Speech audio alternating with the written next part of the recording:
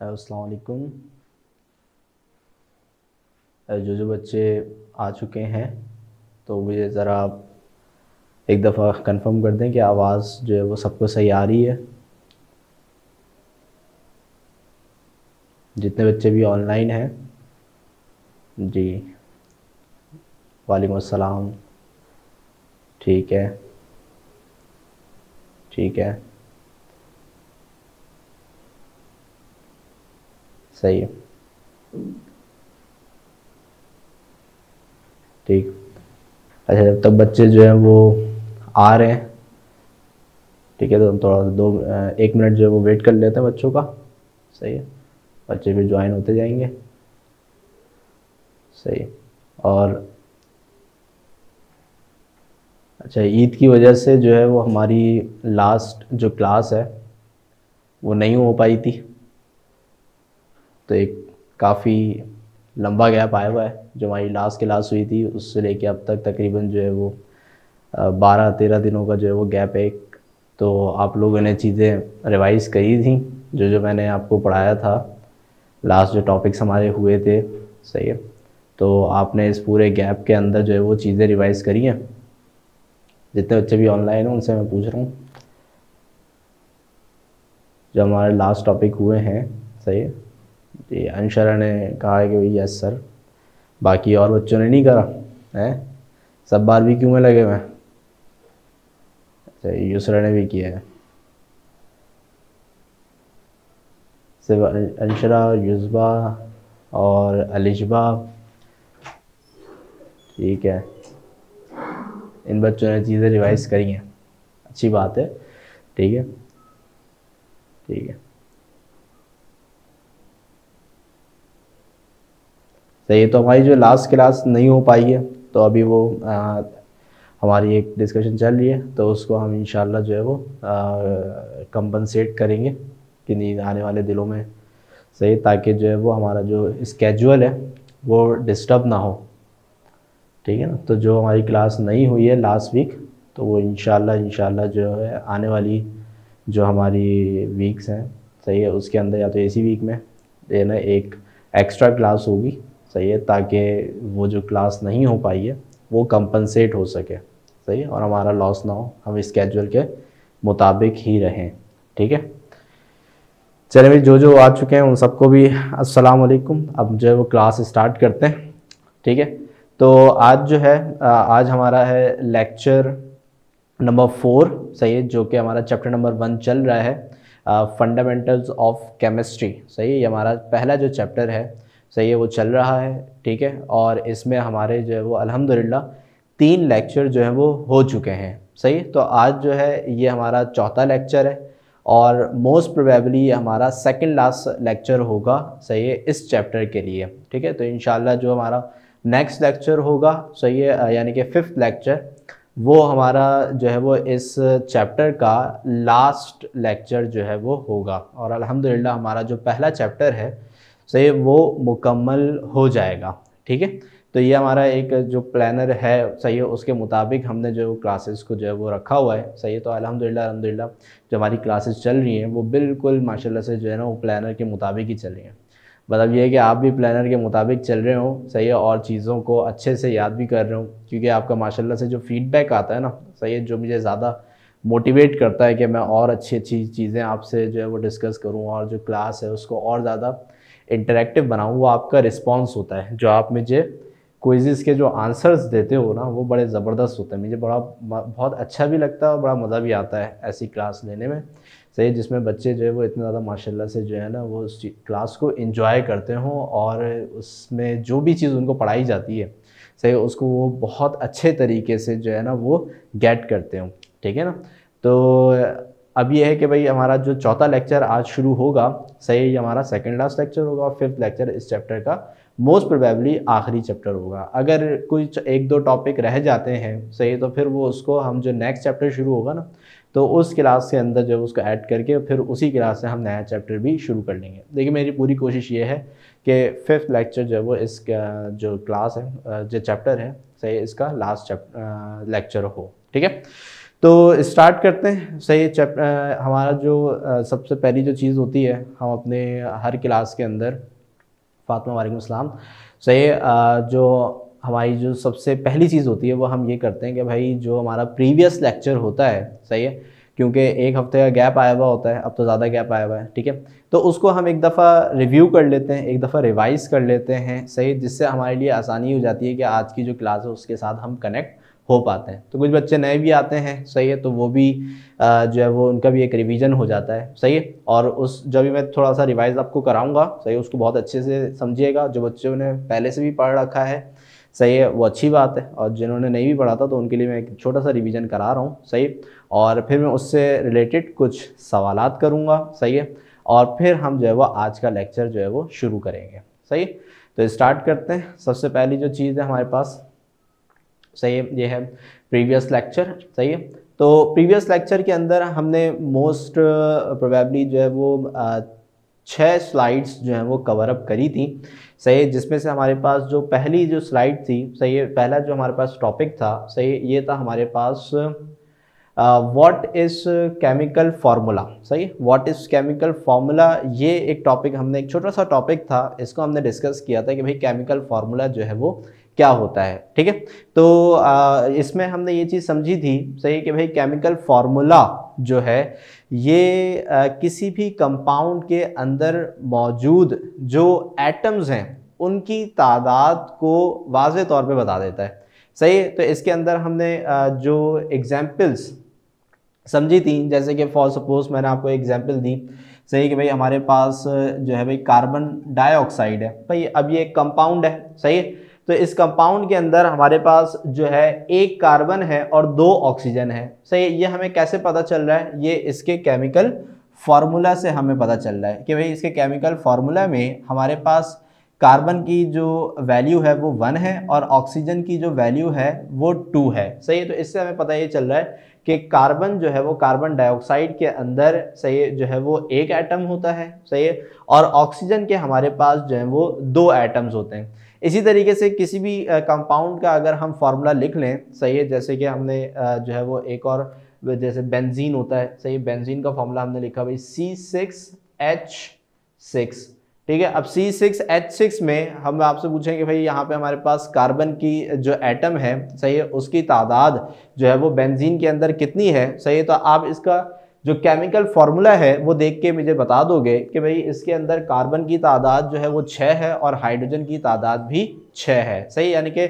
6 atoms of carbon और 6 atoms of hydrogen, सही। यानी कि हमारे पास यहाँ पे जो है वो इन दोनों की जो वैल्यूज़ हैं, जो एक्चुअल नंबर्स हैं, वो हमें इसके केमिकल फार्मूला के ज़रिए जो है वो पता चल गए, सही। तो केमिकल फार्मूला जो है वो किसी भी कंपाउंड का जो केमिकल फार्मूला है वो हमें क्या इंफॉर्मेशन देता है, सही, वो हमें बताता है कि भाई कितने नंबर ऑफ एटम जो है वो ईच एलिमेंट के इस कंपाउंड के अंदर मौजूद हैं, सही। तो यहाँ पे हमारे पास जो पहला टॉपिक था वो तो बहुत ही सिंपल सा एक छोटा सा टॉपिक था, सही है, और वो हमारे पास केमिकल फार्मूला के हवाले से था, ठीक है। तो ये वाली बात आपकी जो है वो क्लियर है, ठीक है। तो अब जो है वो हम नेक्स्ट जो स्लाइड थी हमारे पास उस पर चलते हैं। तो नेक्स्ट जो स्लाइड थी, यानी कि जो नेक्स्ट टॉपिक हमने जो इसके अंदर समझा था, सही, नेक्स्ट टॉपिक था हमारे पास यहाँ पे what is compound and mixture, सही है। तो कंपाउंड और मिक्सचर का, सही है, हमने जो है एक टॉपिक पढ़ा था कि भाई कंपाउंड क्या होते हैं और मिक्सचर्स क्या होते हैं, सही है। तो उसके अंदर हमने जो मेन चीज़ हमने डिस्कस करी थी, सही, वो ये थी कि हमारे पास जो कंपाउंड्स हैं, सही है, ये ऐसे सब्सटेंस होते हैं कि जिसके अंदर मुख्तलिफ एलिमेंट्स के जो एटम्स हैं, सही, वो केमिकली बाउंडेड होते हैं, केमिकली बॉन्डेड होते हैं, सॉरी, सही, केमिकली बॉन्डेड होते हैं, ठीक है। तो यहाँ पे हमारे पास जो एटम्स हैं उनके दरमियान में एक केमिकल बॉन्ड का होना जो है वो ज़रूरी होता है, सही है। तो इसमें होता क्या है कि भाई एक एलिमेंट का जो एटम है वो किसी दूसरे एलिमेंट के एटम के साथ किसी भी केमिकल बॉन्डिंग के ज़रिए, अब वो केमिकल बॉन्डिंग कोई भी हो सकती है, वो covalent bonding, ionic bonding, coordinate covalent bonding, कोई सी भी बॉन्डिंग हो सकती है, बस किसी भी बॉन्डिंग के ज़रिए अगर वो दोनों एटम्स आपस में जुड़ जाते हैं, सही है, और एक नया सब्सटेंस जो है वो फॉर्म कर लेते हैं, सही है। तो उस सब्सटेंस को हम जो टर्म, जिस टर्म से उसको रेफर करेंगे वो टर्म होगी हमारे पास कंपाउंड। सही है। तो यहाँ पे हमारे पास जो टर्म है, सही है, वो हमारे पास क्या होगी भाई, कंपाउंड की टर्म होगी। सही है। तो कंपाउंड के अंदर जो डिफरेंट एलिमेंट्स के एटम्स हैं उनके दरमियान में एक केमिकल बॉन्ड का होना जरूरी होता है। और जब भी हमारे पास दो डिफरेंट एलिमेंट के एटम्स जुड़ के एक नया कंपाउंड फॉर्म कर लेते हैं तो उस कंपाउंड की जो प्रॉपर्टीज होती हैं वो बिल्कुल ही एंटायरली डिफरेंट होती हैं। सही है। इसकी मैंने आपको जैसे एग्जांपल भी दी थी कि मैंने आपको जो है वो वाटर के एक एग्जांपल दी थी कि वाटर के अंदर हमारे पास जो फॉर्मूला होता है वो होता है H2O। अब H2O में क्या है कि भाई हमारे पास यहाँ पे H2O में, सही है, यहाँ पे हमारे पास हाइड्रोजन भी है और ऑक्सीजन भी है। सही है। तो मैंने आपको बताया था कि भाई एक रिएक्शन होता है जिसे हम बोलते हैं कंबशन रिएक्शन। कंबशन का मतलब होता है जलना। सही है। और कंबशन रिएक्शन में जो भी चीज जलती है यानी कि कंबस्ट होती है, इसका मतलब है कि वो ऑक्सीजन के साथ रिएक्ट कर रही है। सही है। तो आप अगर जो है वो माचिस की तीली भी जलाते हो, सही है, तो वो जो माचिस की तीली है, सही है, वो भी इन्वायरमेंट में मौजूद जो ऑक्सीजन है उसके साथ रिएक्ट करती है तभी वो माचिस की तीली जलती है। अगर आप किसी ऐसी जगह पे मौजूद हो जहां पे ऑक्सीजन है ही नहीं, बिल्कुल भी ऑक्सीजन नहीं है, सही है, ऐसा कमरा है कि जिसके अंदर ऑक्सीजन बिल्कुल भी नहीं है, तो अगर आप वहां पे जाके माचिस की तीली जलाते हो तो वहां पे माचिस की तीली या मोमबत्ती वगैरह कुछ भी नहीं जलेगी। सही है। क्यों? क्योंकि वहां पे ऑक्सीजन होगी नहीं। सही है। तो ऑक्सीजन बेसिकली क्या करती है भाई, जो कंबशन रिएक्शन है, सही, उसको फैसिलिटेट करती है। यानी कि भाई जब ऑक्सीजन होगी तभी कंबशन भी होगी, यानी कि चीजों को जलाने में ऑक्सीजन का एक बड़ा किरदार है। सही है। अब जब ऑक्सीजन जो है, सही, केमिकली बाउंडेड हो जाती है किसके साथ, H2 के साथ, यानी कि हाइड्रोजन के साथ, तो वो बना लेती है H2O यानी कि वाटर। अब आपको ये बात पता है कि भाई जो वाटर है, सही, वो चीजों को जलाता नहीं है बल्कि उसके अपोजिट काम करता है। सही है। तो अब आप यहाँ पे देखें कि जो ऑक्सीजन है उसकी अगर हम अलग से प्रॉपर्टी देखें, सही है, तो वो कंबशन रिएक्शन परफॉर्म करता है यानी कि चीजों को जलाता है। सही है। लेकिन वही ऑक्सीजन जब हाइड्रोजन के साथ जुड़ गया तो उसने एक एंटायरली न्यू कंपाउंड फॉर्म कर लिया जिसकी प्रॉपर्टी बिल्कुल ही अपोजिट है ऑक्सीजन के। सही है। जहां पे ऑक्सीजन चीजों को जलाता है, सही है, वहीं पे ही वाटर चीजों को बुझाता है। सही है। तो यहाँ पे हमारे पास जो कंपाउंड फॉर्म होता है उसकी जो प्रॉपर्टी है वो एंटायरली क्या होती है, डिफरेंट होती है। सही है। तो यहाँ पे हमारे पास जो कंपाउंड है बेसिकली इसके अंदर डिफरेंट एलिमेंट के एटम्स आपस में केमिकली बॉन्डेड होके एक नया जो सब्सटेंस है वो फॉर्म करते हैं और उस सब्सटेंस की जो प्रॉपर्टी होती है वो एंटायरली डिफरेंट होती है। सही। फिर इसके बाद जो नेक्स्ट चीज हमने समझी थी वो थी हमारे पास मिक्सचर। सही है। और मिक्सचर के अंदर जो हमने चीज पढ़ी थी वो ये थी कि when two or more than two elements or compounds are physically combined without any fix proportion. सही। यानी कि अगर हम यहाँ पे क्या करते हैं कि भाई कोई भी चीज है, कोई भी सब्सटेंस है, बस उसको हम क्या कर लें, सही भाई, उसको हम जो है वो क्या नाम है, जो है वो मिक्स कर लें किसी भी एक जगह पे, किसी भी एक जगह पे जमा कर लें, उसको मिला दें।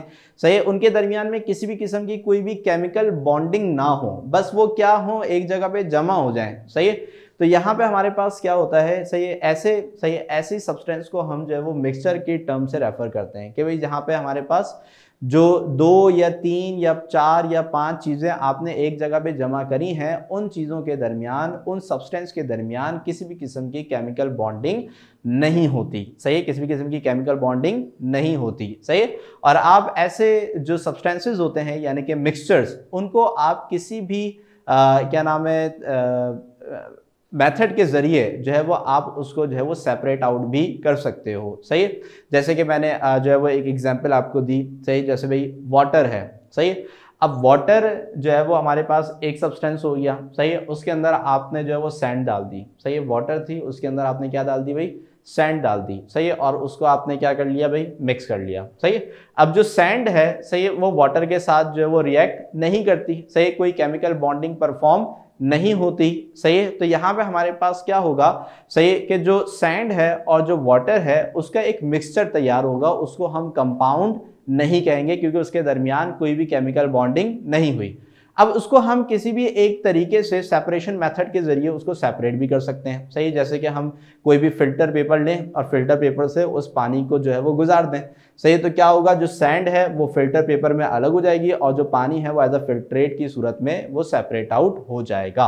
सही। तो मिक्सचर्स में जो है वो किसी भी किस्म का केमिकल बॉन्डिंग नहीं होता है। इसमें मैंने आपको एक एग्जांपल दी थी, जैसे कि मैंने यहाँ पे एक निम्को की आपको एग्जांपल दी थी कि निम्को के अंदर मुख्तलिफ चीज़ें जो हैं वो आपस में मिक्स हुई भी होती हैं, लेकिन हर कंपोनेंट का दूसरे कंपोनेंट के साथ किसी भी किस्म का केमिकल बॉन्ड नहीं होता। सही है, बिल्कुल डिफरेंट होती हैं। सही, ऐसी मैंने आपको एग्जांपल दी थी, जैसे भाई दाल में हमने चावल डाल दिए, सही है, तो वो भी एक मिक्सचर है क्योंकि दाल और चावल के दरमियान कोई भी केमिकल बॉन्ड नहीं होता। इसी तरीके से हमारी जो एयर है, सही है, तो एयर भी क्या है, हमारे पास डिफरेंट जो क्या नाम है गैसेज हैं उसका भी एक मिक्सचर है। सही है, और तो इसके अंदर हमारे पास नाइट्रोजन गैस, ऑक्सीजन गैस और डिफरेंट गैसेज जो है वो आपस में क्या हुई हुई हैं, मिक्स हुई हुई हैं। सही है, तो यहाँ पे भी इनके दरमियान में कोई भी केमिकल बॉन्ड नहीं है, इसी वजह से हम एयर को भी मिक्सचर कहेंगे। सही है, इसको हम कंपाउंड नहीं कहेंगे। ठीक है भाई, यहाँ पे भाई क्या नहीं है भाई, in compound elements are chemically bonded whereas in mixture elements are physically bonded. सही है, हाँ ठीक बात है, वेरी गुड अंशरा। सही है, तो यहाँ पे हमारे पास जो है, सही है, एक ये हमने जो स्लाइड थी, लास्ट जो स्लाइड हमने पढ़ी थी, ठीक है, उसके अंदर दूसरी स्लाइड जो है ना हमने ये कंपाउंड और मिक्सचर के टॉपिक के हवाले से पढ़ी थी। ठीक है, अच्छा, फिर इसके बाद जो नेक्स्ट हमारे पास टॉपिक था, सही, जिसको हमने बहुत थ्योरली जो है वो डिस्कस किया था, सही, वो था हमारे पास रिलेटिव एटॉमिक मास। ठीक है, तो रिलेटिव एटॉमिक मास जो है वो हमारे पास क्या होता है। ठीक है, तो इसके अंदर हमने जो सबसे पहली जो टर्म थी वो समझी थी भी कि रिलेटिव मास क्या होता है। रिलेटिव मास, तो रिलेटिव मास मैंने आपको समझाया था कि भाई किसी भी सब्सटेंस के उस मास को रिलेटिव मास कहा जाता है जो कि किसी दूसरे सब्सटेंस के मास के साथ रिलेट करके निकला हो। सही, किसी भी सब्सटेंस का जो रिलेटिव मास होता है वो किसी दूसरे सब्सटेंस के मास के साथ रिलेट करके निकाला गया होता है, तो उसको हम रिलेटिव मास कहते हैं। अब इसकी मैंने एग्जांपल आपको समझाई थी। सही, जैसे भाई आप फ्रूट खरीदने जाते हो, सही है, तो फ्रूट जब आप खरीदने जाते हो, जैसे आपने फॉर सपोज जो है वो आप मैंगो खरीद रहे हो, सही है, तो मैंगो आप ले रहे हो 1 kg मैंगो, सही है, तो 1 kg मैंगो 1 kg ही है, ये हमें कैसे पता चलता है कि वो जो हमारे पास क्या नाम है जो शॉपकीपर होता है, सही है, उसके पास, अच्छा आवाज़ सही नहीं आ रही मुझे, एक मिनट अभी आ जाएगी भाई। सही है, अगर किसी और को भी आवाज़ में मसला हो तो वो मुझे बता दे।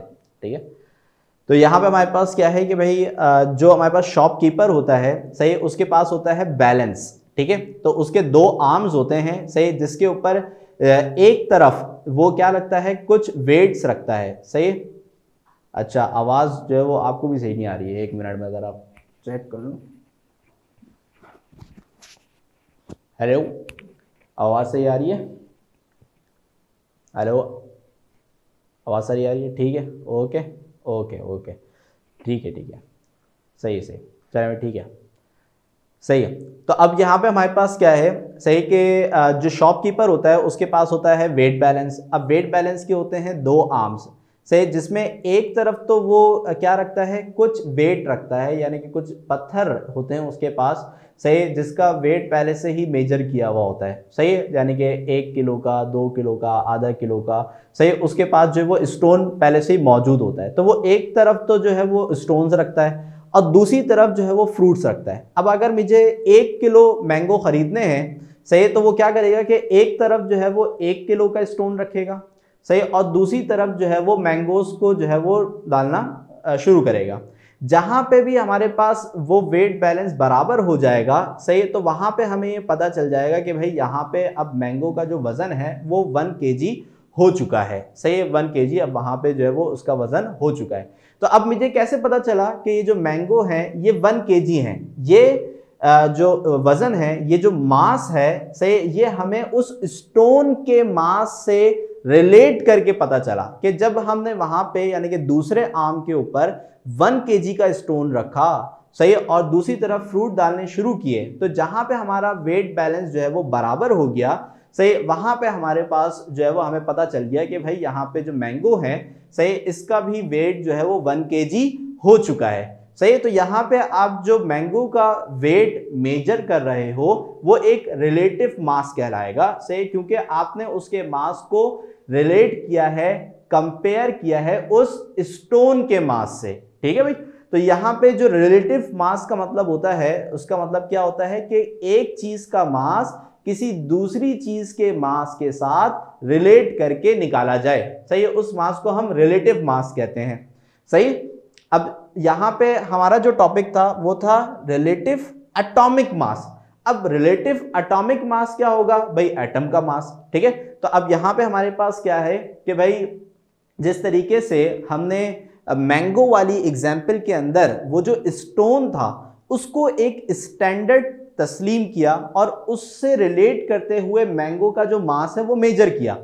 अब इसी तरीके से जो हमारे केमिस्ट हैं उन्होंने क्या किया है, उन्होंने बोला कि भाई अब देखें हमें एटम का मास जो है वो मालूम करना है। तो एटम तो होते हैं बहुत ही छोटे छोटे, इतने छोटे होते हैं कि उनको हम अपने नेकेड आई से भी नहीं देख सकते, तो वो तो बहुत ही छोटे होते हैं। तो उसका मास जो है वो हम किसी पत्थर के साथ तो रिलेट नहीं कर सकते ना, किसी स्टोन के साथ तो रिलेट नहीं कर सकते। तो अगर किसी एटम का मास मालूम करना है तो उसको किसी ना किसी एटम के साथ ही रिलेट करना होगा। तो हमें किसी एक एटम को स्टैंडर्ड बनाना होगा। जैसे उस शॉपकीपर ने उस स्टोन को अपने लिए एक स्टैंडर्ड बनाया और उससे तमाम चीजों के मास को वो मालूम कर रहा है। इसी तरीके से जो हमारे केमिस्ट थे उन्होंने यहाँ पे जो स्टैंडर्ड बनाया, सही, वो था कार्बन 12, सही। कार्बन 12 का जो हमारे पास एटम है, सही, उसको उन्होंने क्या बना लिया, यहाँ पे स्टैंडर्ड बना लिया, सही। तो यहाँ पे हमारे पास जो कार्बन 12 है जिसको हम C12 से रेफर करते हैं क्योंकि कार्बन का जो एटॉमिक मास है सही वो 12 होता है, इसलिए इसको कार्बन 12 कहा जाता है, सही है, मास। तो आपने पूछा ना कार्बन 12 क्या, सही है, तो इसमें मैंने समझाया था कि कार्बन का जो एटॉमिक मास है वो 12 होता है, इसलिए इसको C12 कहते हैं, सही। तो यहाँ पे उन्होंने क्या किया कि कार्बन 12 जो था उसको एज अ स्टैंडर्ड के तौर पे यूज किया। उन्होंने बोला कि भाई अब हम क्या करेंगे कि किसी भी एटम का, कोई भी एटम हो, वो क्लोरीन का एटम हो, वो हाइड्रोजन का एटम हो, वो आयोडीन हो, वो फ्लोरीन हो, कोई भी हो हमारे पास, तो किसी भी चीज के एटम का अगर हमें मास मालूम करना है, सही, तो हम यहाँ पे उसको किससे कंपेयर कराएंगे, उसको किससे रिलेट करवाएंगे, सही, उसको हम कार्बन 12 के साथ क्या कराएंगे, रिलेट कराएंगे। और कार्बन 12 के मास के साथ रिलेट करा के ये चेक करेंगे कि जो दूसरा एटम है उसका मास क्या होगा, सही। तो यहां पे हमारे पास जो है, सही, जो हमारे पास रिलेटिव एटॉमिक मास है, रिलेटिव एटॉमिक मास, सही, ये क्या होता है, रिलेटिव एटॉमिक मास किसी भी एटम के, किसी भी एलिमेंट के एटम के उस मास को कहा जाता है जो कार्बन 12 के एटम के साथ रिलेट करवा के निकाला गया हो, सही। तो उसको हम क्या कहते हैं, उसको हम रिलेटिव एटॉमिक मास कहते हैं, सही। तो इसकी जो डेफिनेशन है उसके अंदर भी कार्बन 12 का जिक्र होता है, सही। क्लियर हो गई बात यहाँ पे, सही है। तो रिलेटिव एटॉमिक मास भी आपको रिवाइंड हो गया, सही है। तो इसके अंदर एक ये जो कन्वर्जन थी, क्योंकि जो एटॉमिक मासेज हैं, सही, अभी हम न्यूमेरिकल भी करेंगे तो उसके अंदर भी ये बात आएगी, सही, कि भाई जो एटॉमिक मासेज हैं वो हम किस में लेते हैं, AMU के अंदर लेते हैं, सही है। और 1 AMU जो है उसको अगर हम ग्राम में कन्वर्ट करें तो बराबर होता है 1.66 एक्सपोनेंट 24 के, सही है। तो 1.66 एक्सपोनेंट -24 ग्राम के बराबर होता है 1 AMU, सही। तो AMU यानी कि एटॉमिक मास यूनिट, सही, जो है ये हमारे पास यूनिट होता है। कभी जब भी हम एटम के मास को मेजर करते हैं तो वो AMU के अंदर हम मेजर करते हैं। क्लियर हो गई बात यहाँ पे, सही है। तो यहाँ पे आपको रिलेटिव एटॉमिक मास भी रिमाइंड हो गया, सही है। इसके अंदर कोई question, any question related to relative atomic mass? Okay, सही है, फातिमा को समझ में आ गया, ठीक है, ठीक है, सही है। सुनैना और हैदर बाहू, उमर, सही है, बाकी सब भी जाग रहे हैं ना भाई, सही। 17 माशाल्लाह से पार्टिसिपेंट हैं हमारे पास, और जो है वो अभी, सही है, सबको ही समझ हमारे पास, सबके आ गए, अंशरा को भी समझ में आ गया, फातिमा को भी आ गया, उमर को भी आ गया, हैदर बाहू, सही है ना। ओके ओके, ठीक है, सही, गुड। चले भाई अब नेक्स्ट पे चलते हैं, सही है। तो नेक्स्ट हमारे पास जो टॉपिक है,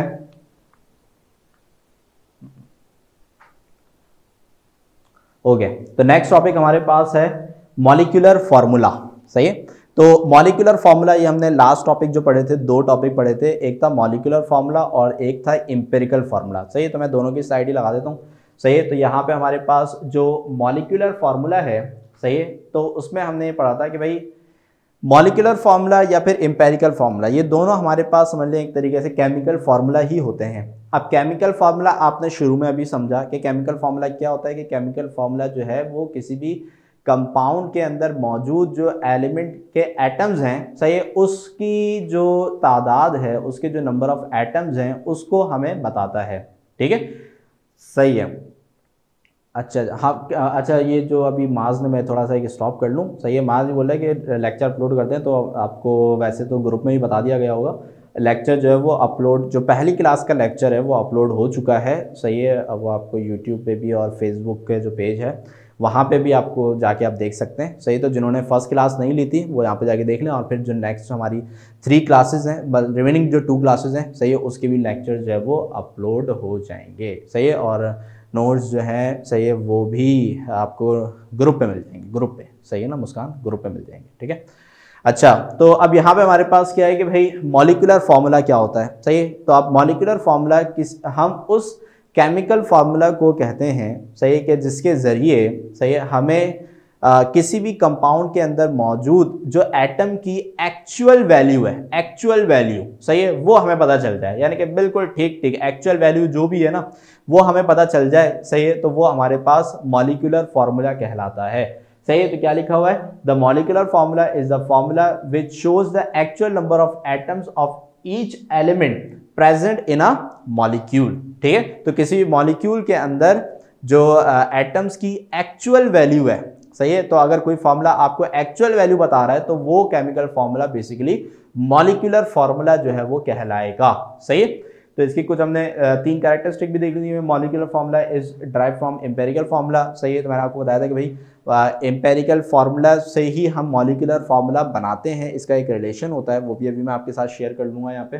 सही है, और molecular formula calculated by molecular formula mass is calculated by adding atomic weight of its atom। अच्छा, बेसिकली ये जो डेफिनेशन लिखी हुई है ये मॉलिक्यूलर मास की लिखी हुई है, जो कि आज का हमारा टॉपिक है, और आज हमने न्यूमेरिकल्स भी उसके करने हैं। सही है, तो यहाँ पे मैं ये पॉइंट आपको वहाँ पे जाके क्लियर कर दूंगा। ठीक है, और फिर उसके बाद है molecular formula of a compound may be same और मल्टीपल ऑफ एम्पेरिकल फार्मूला। सही है, यानी कि जो हमारे पास मॉलिक्यूलर फार्मूला है कुछ कंपाउंड्स का, वो एम्पेरिकल फार्मूला जैसा भी हो सकता है और कुछ केसेस में डिफरेंट भी हो सकता है। सही है, यानी कि कुछ कंपाउंड्स का एम्पेरिकल और मॉलिक्यूलर फार्मूला सेम होता है। सही है, और कुछ कंपाउंड्स का एम्पेरिकल और मॉलिक्यूलर फार्मूला जो है वो डिफरेंट होता है। सही, तो यहाँ पे जैसे मैं आपको एग्जाम्पल अगर दूँ, सही, तो अगर हम यहाँ पे एग्जाम्पल लेते हैं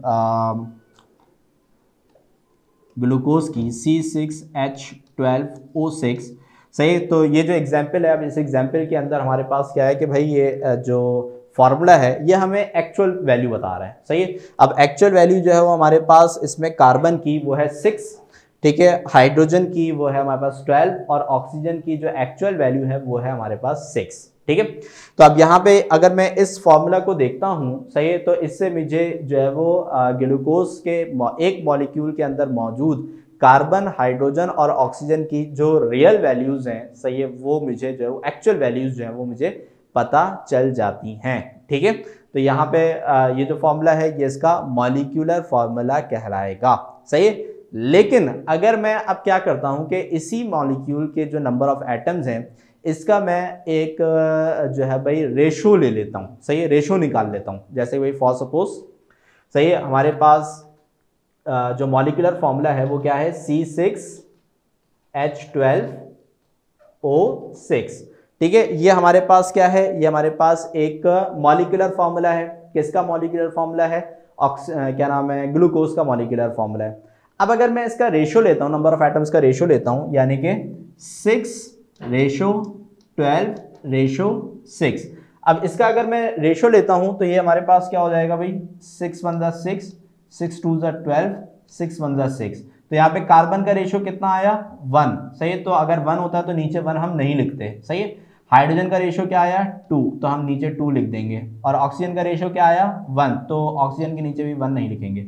सही है, तो हमारे पास C6H12O6 ये ग्लूकोज का जो है वो क्या नाम है मॉलिक्यूलर फॉर्मूला था, लेकिन CH2O ये हमारे पास जो है वो क्या नाम है ग्लूकोज का एम्पिरिकल फॉर्मूला है। तो इससे हमें पता चला कि ग्लूकोज का जो मॉलिक्यूलर फॉर्मूला है और जो एम्पिरिकल फॉर्मूला है, सही, ये दोनों क्या होते हैं, डिफरेंट होते हैं। सही, तो यहाँ पे हमारे पास जो क्या नाम है ये केस है, सही, इसके अंदर, सही, इसके अंदर हमारे पास, सही, इसके अंदर हमारे पास ग्लूकोज और जो ग्लूकोज का जो मॉलिक्यूलर फॉर्मूला है और जो एम्पिरिकल फॉर्मूला है वो डिफरेंट है। ठीक है, अच्छा, अब इसी तरीके से अगर हम बात करते हैं कार्बन डाइऑक्साइड की, सही है, तो अब कार्बन डाइऑक्साइड का जो हमारे पास फॉर्मूला होता है वो होता है CO2। सही है, अब ये इसका फॉर्मूला है, इसके अलावा तो कार्बन डाइऑक्साइड का हमने और कोई फॉर्मूला तो नहीं पढ़ा ना भाई, तो CO2 ये कार्बन डाइऑक्साइड का फॉर्मूला है। अब मैं अगर इसका रेशियो लेता हूं, सही है, तो यहाँ पे कार्बन की वैल्यू कितनी है भाई 1 और ऑक्सीजन की वैल्यू कितनी है 2।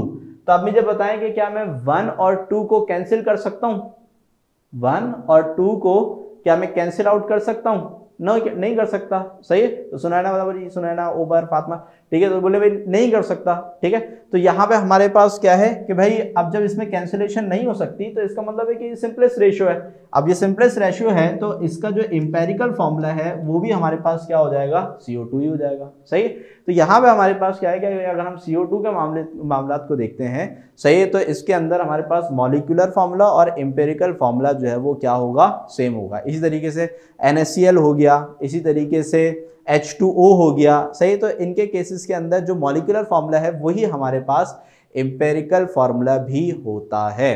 क्लियर हो गई बात यहाँ पे। सही, तो यहाँ पे हमारे पास जो है, सही, यहाँ पे हमारे पास जो है ये क्या नाम है एम्पेरिकल और जो मॉलिक्यूलर फॉर्मूला है, सही है, इसके दरमियान में मैंने आपको डिफरेंस बता दिया। सही है, अब मैं वो रिलेशन आपको बस बता देता हूँ, फिर इसके बाद ये हमारा प्रीवियस क्लास का जो एक रिवीजन है वो मुकम्मल होगा और फिर हम नई क्लास की तरफ मूव करेंगे। सही है, तो अब यहाँ पे हमारे पास क्या है कि भाई यहाँ पे जो रिलेशन है मॉलिक्यूलर फॉर्मूला और एम्पेरिकल फॉर्मूला के दरमियान वो है molecular formula is equals to mole multiply by empirical formula. सही है, ये माइट भी मैंने लास्ट क्लास में टाइम नहीं था तो शायद मैंने शेयर ना किया हो आपसे। सही है, तो ये आज आप देख लें इसको। ठीक है, तो यहाँ पे हमारे पास क्या है कि भाई molecular formula is equals to n multiply by empirical formula, यानी कि अगर किसी भी कंपाउंड के एम्पेरिकल फॉर्मूला को आप उसके मोल से, नंबर ऑफ मोल से अगर आप जो है वो मल्टीप्लाई कर देते हो तो आपको उसका जो क्या नाम है मॉलिक्यूलर फॉर्मूला है, सही है, वो आसानी जो है वो आपको मिल जाएगा। इसकी मैं आपको एक एग्जांपल दिखाता हूँ। सही, जैसे कि अभी हमने पीछे देखा कि जो हमारे पास बेंजीन है, एक मिनट, सही, जो हमारे पास बेंजीन है, ठीक है, बेंजीन का जो एम्पेरिकल फॉर्मूला था, सही है, वो क्या था हमारे पास CH। सही है, CH ये इसका क्या था, एम्पेरिकल फॉर्मूला था। ठीक है, अब बेंजीन का जो हमारे पास नंबर ऑफ मोल होता है, मोल की जो वैल्यू होती है ये होता है हमारे पास 6। ठीक है, अच्छा, अब ये पता कैसे चलती है, इसका मुकम्मल एक पूरा प्रोसीजर होता है, तरीका होता है, लेकिन वो आपके कोर्स में नहीं है, वो फर्स्ट ईयर वगैरह के अंदर आप जाके जो है वो पढ़ेंगे।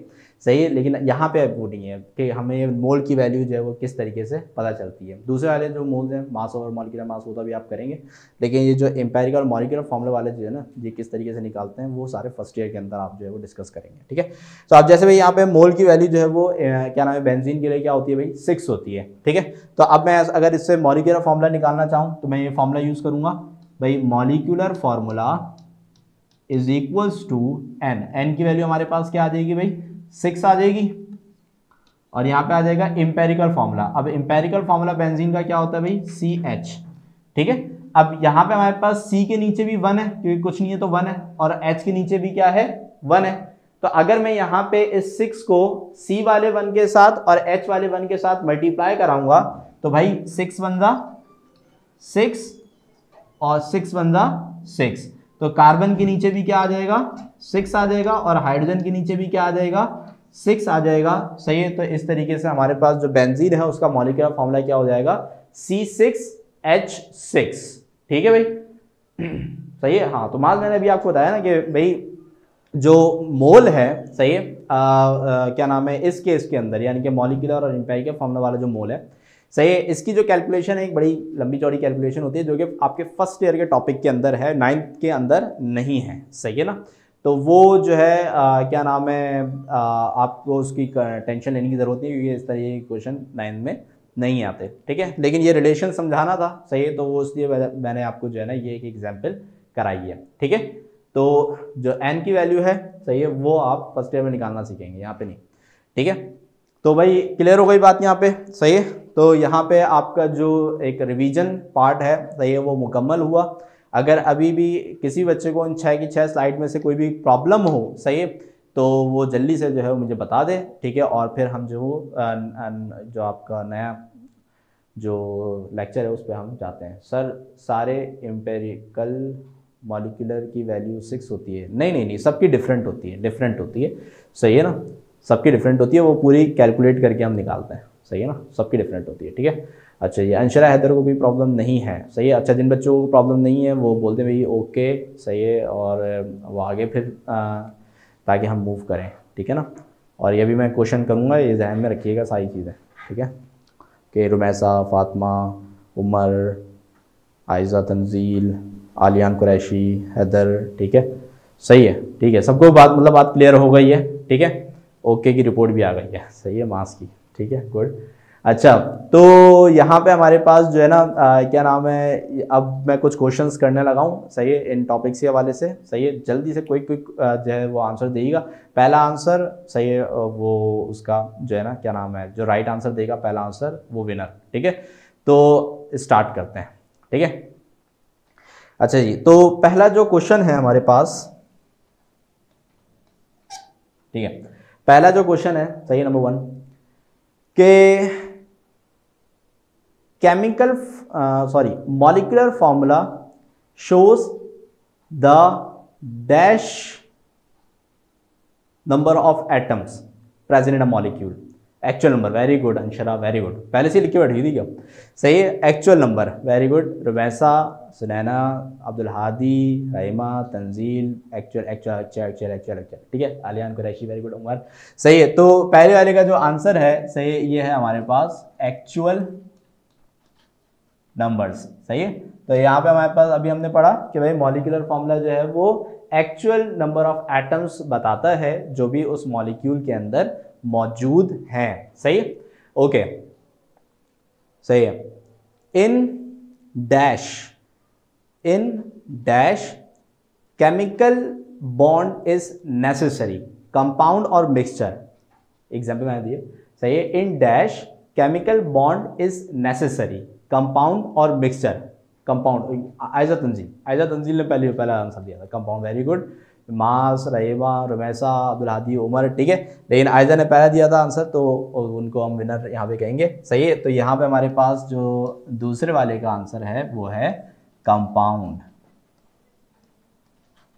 ठीक है, सही है। अच्छा जी, तीसरे पे आते हैं, सही है। जो तीसरा हमारे पास क्वेश्चन है, आपने मुझे ये बताना है कि ट्रू एंड फॉल्स करते हैं, सही है, ट्रू या फॉल्स, इस तरीके से करते हैं, ठीक है, कि all compounds have same molecular and empirical formula, all compounds have same molecular and empirical formula, false. Alishba Alim ने बोला फॉल्स, सही है, बाकी सब ने फिर फॉल्स, मुस्कान और सुनैना, फरीद, माज, ठीक है, सही है। तो यहाँ पे हमारे पास जो थर्ड जो क्या नाम है आंसर है हमारे पास, वो है फॉल्स, ठीक है।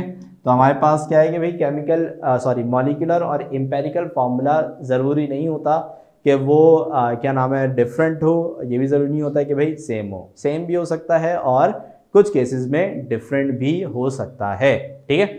अच्छा जी, तो एक और क्वेश्चन यहाँ पे फिर आपसे करते हैं, सही है, एक और question to calculate the relative atomic mass, सही है, we compare the mass of every atom with the mass of C12, very good Jusra, Muskan, very good, Ayza Tanzeel, ठीक है, तो वेरी गुड, अब सही है, रुमैसा, हैदर बाऊ, ठीक है, सही है, लेकिन जो पहले युसरा मुस्कान थी आई थिंक ना, उन्होंने दिया था, ठीक है, वेरी गुड, सही है। तो C12, तो C12 के साथ हम जो है वो डिफरेंट एटम्स को कंपेयर करा के, सही है, हम जो है वो उसका रिलेटिव मास जो है वो मालूम करते हैं। क्लियर हो गई बात यहाँ पे, सही है। तो यहाँ पे जो है वो क्या नाम है, क्वेश्चंस यहीं पे मुकम्मल करते हैं। जिन जिन बच्चों ने आंसर्स दिए हैं, सही आंसर्स दिए हैं, सही है, उनके लिए बहुत वेरी गुड, अच्छी बात है, आप चीज़ों को बहुत अच्छी तरीके से गेट करते हो, सही है। अब हम मूव करते हैं आज के लेक्चर की तरफ, ठीक है। तो सबसे पहले भाई अपने वही SLOs देख लेते हैं, ठीक है, कि कितना हो चुका है, कितना रह गया है, ताकि अंदाज़ा हो सके कि भाई अब किस स्पीड पे हम जो है वो जा रहे हैं, सही। तो सबसे पहले जो हमारा जो पहला जो लेक्चर जो अपलोड हुआ है उन बच्चों को बता दूं जो बच्चे ने फर्स्ट क्लास नहीं ली थी, सही, ताकि वो ये लेक्चर जाके देख सकें, ठीक है। तो फर्स्ट लेक्चर के अंदर हमने जो है क्या नाम है, what is chemistry and its importance in our society और ब्रांचेस और हिस्टोरिकल बैकग्राउंड को जो है वो हमने डिस्कस किया था। तो इसका लेक्चर अपलोड हो चुका है, आप देख लीजिएगा इसको, ठीक है ना। और फिर कोई भी क्वेश्चन हो वो आप आने वाली क्लासेस में पूछ सकते हैं, ठीक है। अच्छा, फिर इसके बाद जो हमारे पास नेक्स्ट जो लेक्चर थे, सही, अगले जो 2 लेक्चर हैं उसके अंदर फिर हमने जो है ये कुछ बेसिक डेफिनेशंस हैं, सही, इसको हमने कवर अप किया था। फिर कॉन्सेप्ट ऑफ जो वैलेंसी है इसको हमने कवर अप किया है, सही। फिर अब केमिकल फार्मूला तो आज की क्लास में मैंने आपको करा दिया, केमिकल फार्मूला हो गया, कंपाउंड एंड मिक्सचर्स हो गए, इसके अलावा रिलेटिव एटॉमिक मास यूनिट हो गया, एम्पेरिकल एंड मॉलिक्यूलर फार्मूला हो गया, और इसको आप कैलकुलेट कैसे करते हैं ये हमें आज की क्लास में देखना होगा। तो अब अगर आप देखें यहाँ पे तो हमारे पास जो है वो कुछ टॉपिक्स ही सिर्फ बचे हैं, जिनमें से आज जो है वो मोस्ट प्रोबेबली हम बैलेंसिंग ऑफ केमिकल इक्वेशन भी कर लेंगे और यहाँ पे एटॉमिक और मॉलिक्यूलर मास कर लेंगे। फिर हमारे पास सिर्फ ये एवोगाड्रो का एक टॉपिक बच जाएगा, और इसके बाद ये ion molecular ions free radicals, इसका एक टॉपिक जो है वो हमारे पास बच जाएगा, जो इंशाल्लाह फिर हम नेक्स्ट क्लास के अंदर कवर अप करेंगे, ठीक है। तो ये वो टॉपिक हैं जो हो चुके हैं, सही है। तो आज की क्लास के अंदर जो है हमने एम्पेरिकल मॉलिक्यूलर फार्मूला के मास के हवाले से डिस्कस करना है, एटॉमिक नंबर और एटॉमिक मास और उसको कैसे कैलकुलेट करते हैं इसको डिस्कस करना है, और इंशाल्लाह अगर टाइम बचेगा तो हम इसमें केमिकल इक्वेशन की जो बैलेंसिंग है, जो एक बहुत ही इंपॉर्टेंट क्वेश्चन है, उसको भी आज की ही क्लास के अंदर हम डिस्कस कर लेंगे, सही है। तो स्टार्ट करते हैं भाई।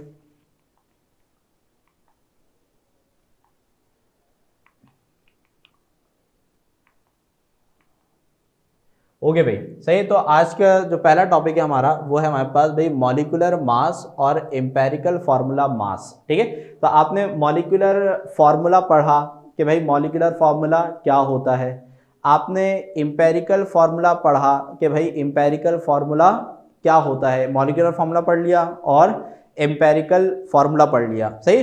अब आपने ये समझना है कि भाई मॉलिक्यूलर फार्मूला मास क्या होता है और एम्पेरिकल फार्मूला मास क्या होता है, सही। तो यहाँ पे हमारे पास क्या है कि भाई मॉलिक्यूलर मास, सही। तो ये मॉलिक्यूलर मास जो है वो क्या होगा, molecular mass is the sum of atomic masses of all atoms present in a molecule of a substance.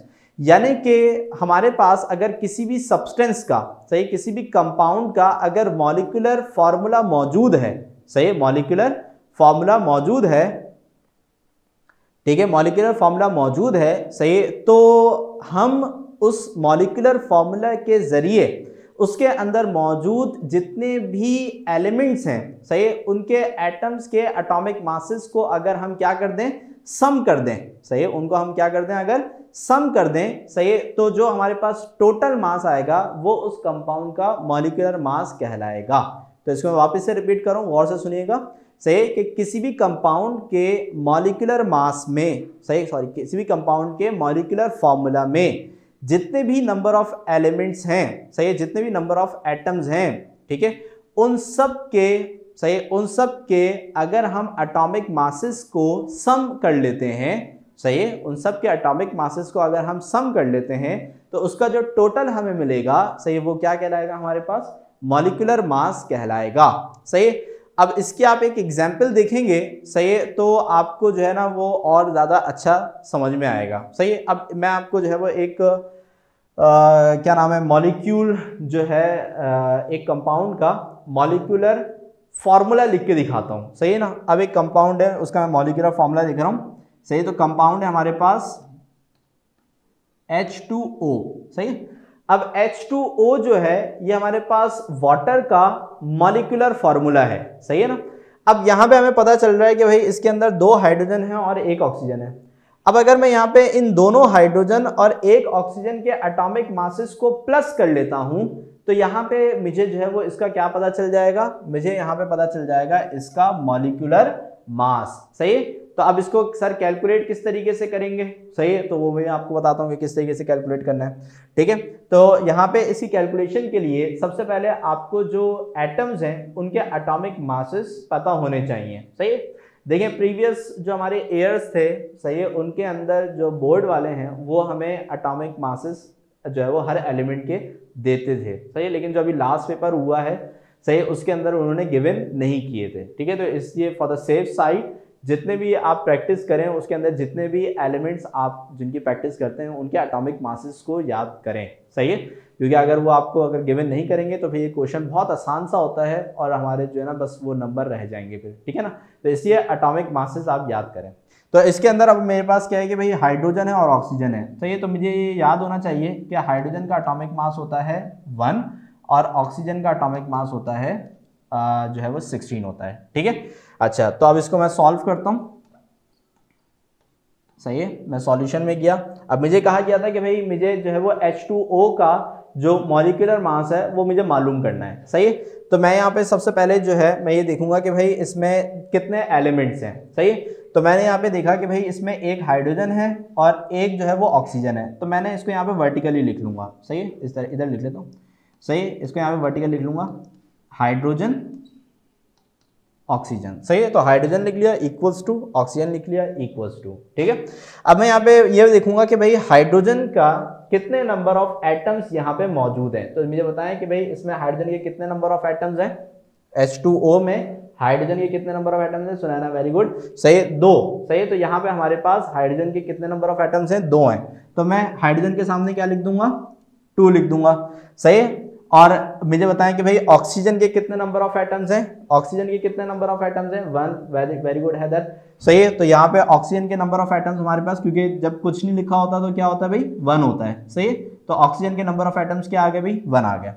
अब यहाँ पे हाइड्रोजन के जो नंबर ऑफ एटम्स हैं इसको आप मल्टीप्लाई करा देंगे किससे, हाइड्रोजन के एटॉमिक मास से। हाइड्रोजन का एटॉमिक मास ये हमें याद होना चाहिए कितना होता है भाई, 1 होता है, सही। तो इसको यानी कि हाइड्रोजन के जो नंबर ऑफ एटम्स हैं इसको मैं हाइड्रोजन के एटॉमिक मास यानी कि 1 से मल्टीप्लाई करा दूंगा, सही। सेम मैं ऑक्सीजन के साथ करूंगा। अब ऑक्सीजन के नंबर ऑफ एटम मेरे पास 1 है, सही है। अब मैं 1 को मल्टीप्लाई करा दूंगा ऑक्सीजन के एटॉमिक मास यानी कि 16 से। तो हाइड्रोजन ऑक्सीजन का एटॉमिक मास हमारे पास कितना होता है भाई, 16 होता है। तो ये मल्टीप्लाई बाय 16 हो गया, ठीक है। अच्छा जी, अब इन दोनों को आप क्या कर लें भाई, मल्टीप्लाई कर लें। तो 2 1 जा 2 और 1 into 16 is 16, सही। तो यहाँ पे हाइड्रोजन का जो टोटल एटॉमिक मास मेरे पास आ रहा है वो 2 आ रहा है, सही, और ऑक्सीजन का जो टोटल एटॉमिक मास आ रहा है वो 16 आ रहा है। अब मैं अगर इन दोनों के टोटल एटॉमिक मासेस को क्या कर लेता हूं, ऐड कर लेता हूं, तो भाई 2 + 16 कितना हो जाएगा, 18, सही। और चूंकि ये हमारे पास एटॉमिक मास है तो मैंने भी आपको बताया था कि भाई एटॉमिक मास का यूनिट क्या होता है भाई, AMU, एटॉमिक मास यूनिट, सही है। तो यहां पे हमारे पास इसका जो एटॉमिक मास है वो क्या आ जाएगा, 18 AMU, सही। तो यहां पे इस तरीके से हमने जो है यहाँ पे वाटर का जो मॉलिक्यूलर मास था, सही है, वो हमने क्या कर लिया भाई, मालूम कर लिया, सही। तो हमने वाटर के अंदर मौजूद जितने भी नंबर ऑफ एटम्स हैं उनके एटॉमिक मासेस को जब प्लस किया तो हमें क्या मिल गया भाई, मॉलिक्यूलर मास मिल गया, सही। यहां तक किसी को कोई प्रॉब्लम, इस एग्जाम्पल के अंदर किसी को कोई प्रॉब्लम है, सही। इस एग्जाम्पल के अंदर कोई प्रॉब्लम तो नहीं है किसी को, ओके ओके, ठीक है ठीक है, सही। तो अब हम मूव करते हैं एम्पेरिकल फार्मूला मास। अब अगर आपने मॉलिक्यूलर फार्मूला मास समझ लिया है और उसको आपको क्लियर हो गया है, सही है, तो फिर एम्पेरिकल फार्मूला मास तो कुछ भी नहीं है, सही है। अब जिस तरीके से आपके पास मॉलिक्यूलर फार्मूला था तो मॉलिक्यूलर फार्मूला से आपने जब मास निकाला तो उस मास को हम क्या कहेंगे, मॉलिक्यूलर मास। मॉलिक्यूलर फार्मूला से जो हम मास निकालेंगे वो क्या कहलाएगा, मॉलिक्यूलर मास। तो भाई इंपेरिकल फॉर्मूला से जो हम मास निकालेंगे वो क्या कहलाएगा हमारे पास, empirical formula mass, empirical formula mass, या तो आप पूरा बोल सकते हैं इंपेरिकल फॉर्मूला मास, या फिर खाली आप फॉर्मूला मास भी कह सकते हैं, सही है। तो जो इंपेरिकल फॉर्मूला मास है, सही है, उसके लिए सिर्फ फॉर्मूला मास भी कह दें तो बात हो जाती है मुकम्मल, ठीक है। तो वापस से मैं इसको रिपीट कर रहा हूँ, सही है। तो यहाँ पे हमारे पास क्या है कि अगर आप मॉलिक्यूलर फॉर्मूला से मास निकालते हो तो वो मॉलिक्यूलर मास कहलाएगा, मॉलिक्यूलर फॉर्मूला से मास निकालोगे तो मॉलिक्यूलर मास कहलाएगा, इंपेरिकल फॉर्मूला से अगर मास निकालोगे तो वो क्या कहलाएगा, इंपेरिकल फॉर्मूला मास कहलाएगा, या फिर आप इसको खाली फॉर्मूला मास भी कह सकते हो, ठीक है। अब यहाँ पे इसकी भी एक जो है वो एग्जाम्पल ले लेते हैं। तो जल्दी से मुझे बताइएगा कि जो ग्लूकोज था उसका इंपेरिकल फॉर्मूला क्या था, देखते हैं कौन बताएगा। ग्लूकोज का इंपेरिकल फॉर्मूला देखते हैं कौन बताता है। अच्छा, ये वैसे मैं समझ गया, अरिशबा आलिम ने लिखा है 1 to 1, 1 to 1, ठीक है, मैं समझ गया, सही है। यानी कि कार्बन 1 और ऑक्सीजन 2, सही, हाइड्रोजन 2 और ऑक्सीजन, ठीक है, सही है। बाकी सबने पूरा पूरा लिखा है, ठीक है, वेरी गुड, सही है, ठीक है, सही है। तो अब यहाँ पे सही है, तो अब यहाँ पे हमारे पास जो है, अगर हम इसकी एग्जाम्पल एक लेते हैं तो इसमें मैं जो है वो एग्जाम्पल ले लेता हूँ ग्लूकोज के इंपेरिकल फॉर्मूला की, सही। तो ये ग्लूकोज का एक इंपेरिकल फॉर्मूला है। अब बिल्कुल सेम इसी तरीके से हम इसका भी मास निकाल लेंगे। अब चूंकि हम इंपेरिकल फॉर्मूला से मास निकाल लें तो ये बस क्या कहलाएगा, इंपेरिकल फॉर्मूला मास कहलाएगा, सही। तो अब इसमें अब हमारे पास क्या क्या चीजें भाई, कार्बन है, हाइड्रोजन है और ऑक्सीजन है। तो भाई क्या नाम है, कार्बन का जो एटॉमिक, इधर लिख देता हूं मैं, कार्बन का जो एटॉमिक मास होता है ये होता है 12 AMU, ठीक है। और हाइड्रोजन का जो एटॉमिक मास होता है ये होता है हमारे पास 1 AMU, और ऑक्सीजन का अभी हमने बताया था भाई कितना होता है, 16 AMU होता है, ठीक है। तो यहाँ पे हमारे पास कार्बन का 12, हाइड्रोजन का 1 और ऑक्सीजन का 16, सही।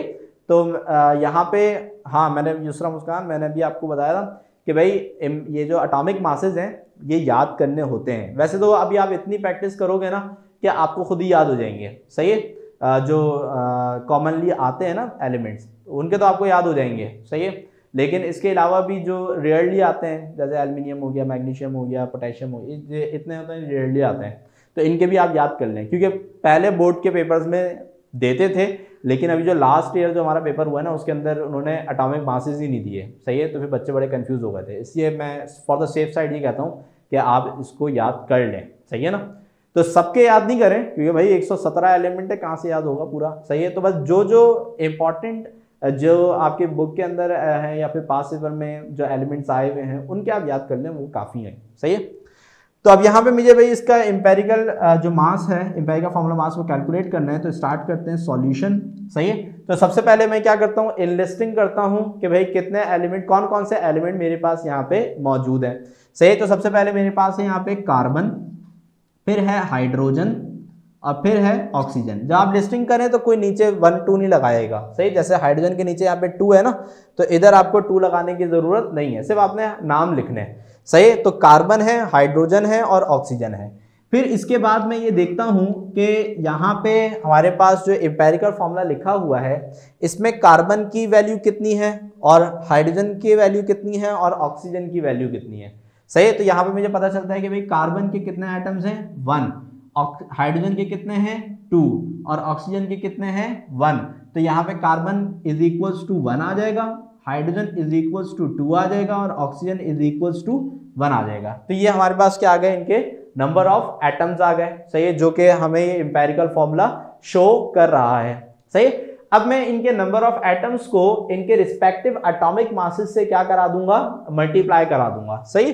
तो कार्बन का जो एटॉमिक मास है वो कितना होता है भाई, 12 होता है। तो मैं यहाँ पे कार्बन का जो 1 है इसको 12 से मल्टीप्लाई करा दूंगा, सही। हाइड्रोजन का एटॉमिक मास कितना होता है भाई, 1 होता है। तो हाइड्रोजन का जो नंबर ऑफ एटम 2 है इसको मैं 1 से मल्टीप्लाई करा दूंगा, और ऑक्सीजन का जो नंबर ऑफ एटम है 1, इसको मैं ऑक्सीजन के एटॉमिक मास यानी कि 16 से मल्टीप्लाई करा दूंगा, सही। और फिर उसका मैं सम ले लूंगा, सही। तो भाई 1 को 12 से मल्टीप्लाई कराया तो 12 मिला, 1 को 2 से मल्टीप्लाई कराया तो 2 मिला, और 1 को 16 से मल्टीप्लाई कराया तो सही 16 मिला। सही, अब जल्दी से मुझे बताएं कि अगर मैं इन तमाम को प्लस करता हूं तो कितना बन रहा है भाई? सही, कितना बन रहा है? सही, 12 प्लस 16 और प्लस 2 टोटल, अभी टोटल मैं इधर लिख रहा हूं यहाँ पे। हाँ भाई, कितना? 30। वेरी गुड, सही है, वेरी गुड। ठीक है, तो हमारे पास जो टोटल आंसर आएगा वो आएगा 30 AMU। सही है, तो यहाँ पे हमारे पास जो ग्लूकोज है इसका जो एम्पेरिकल फॉर्मूला मास है वो कितना हो जाएगा? 30 हो जाएगा। सही है, तो इसको हम क्या कहेंगे? इसको हम कहेंगे एम्पेरिकल फॉर्मूला मास। सही है, और इसको हम क्या कहेंगे? इसको हम कहेंगे मॉलिक्यूलर मास। सही, क्योंकि ये मॉलिक्यूलर फॉर्मूला से निकला था तो ये मॉलिक्यूलर मास हो गया। सही है, और ये एम्पेरिकल फॉर्मूला से निकला था तो ये एम्पेरिकल फॉर्मूला मास कहलाएगा।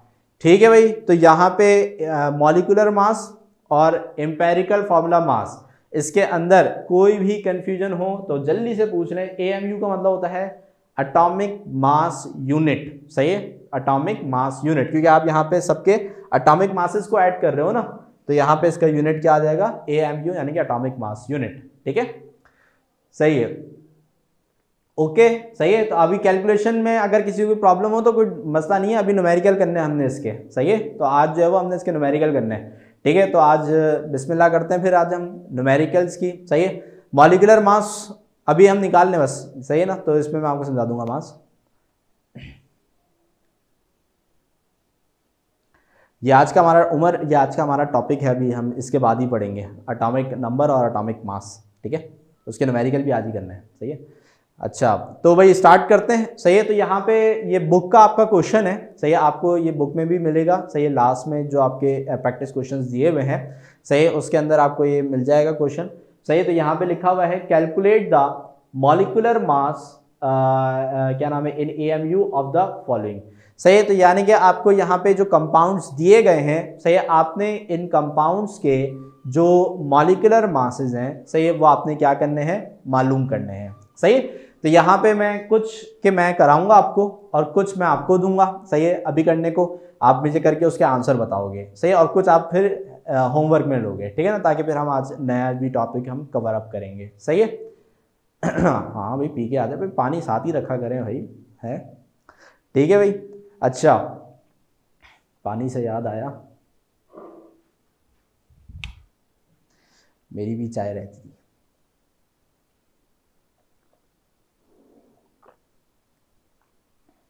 ये भी पानी हो गई। अच्छा, ये कब से रखी हुई थी? अच्छा भाई, तो अब यहाँ पे हमारे पास जो है हम स्टार्ट करते हैं न्यूमेरिकल्स। सही है, तो इस तरीके से आपको कुछ कंपाउंड्स जो है वो एग्जाम्स में भी दे दिए जाएंगे और आपने उसका जो है मॉलिक्यूलर मास कैलकुलेट करना होगा।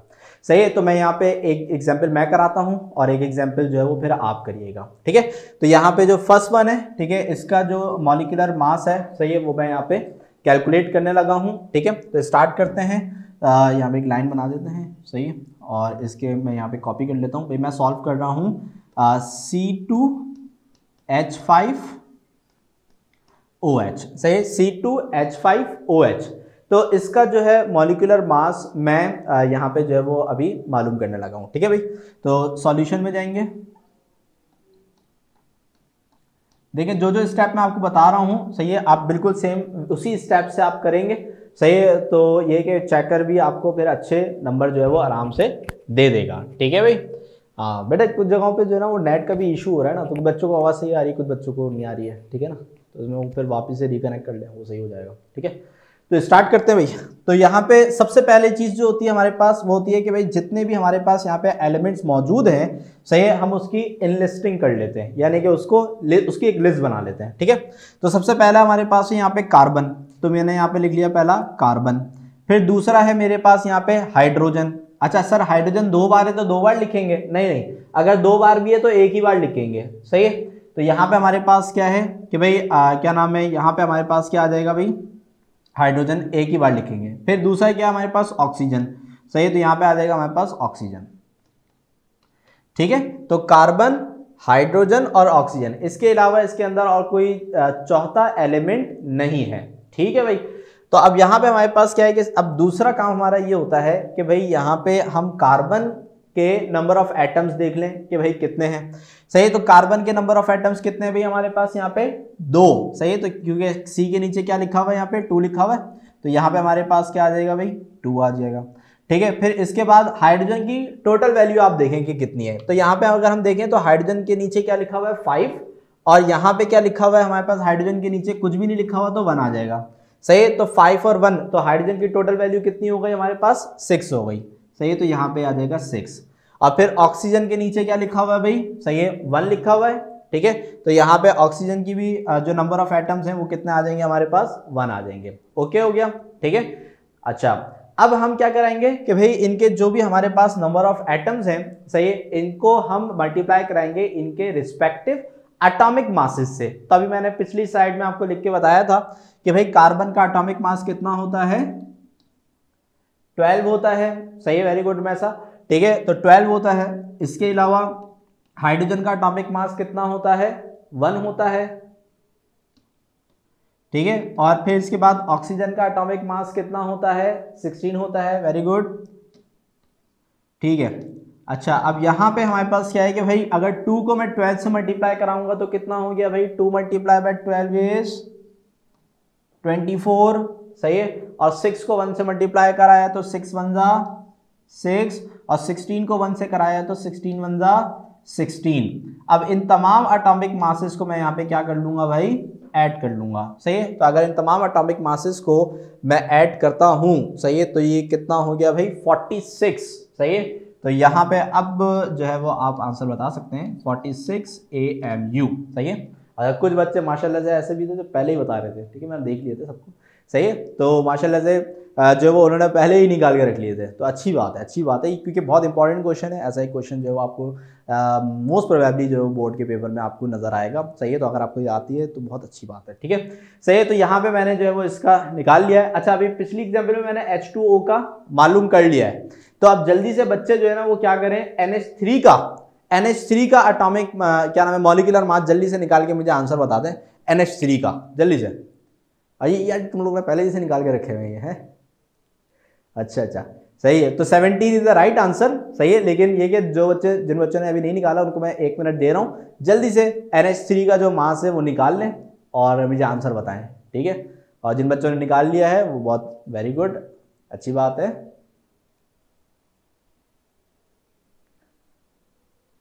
Okay, very good.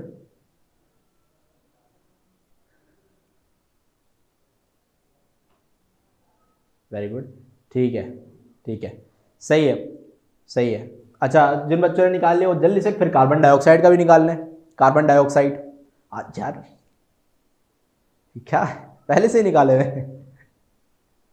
Very good, very good, सही है, ठीक है, सही है।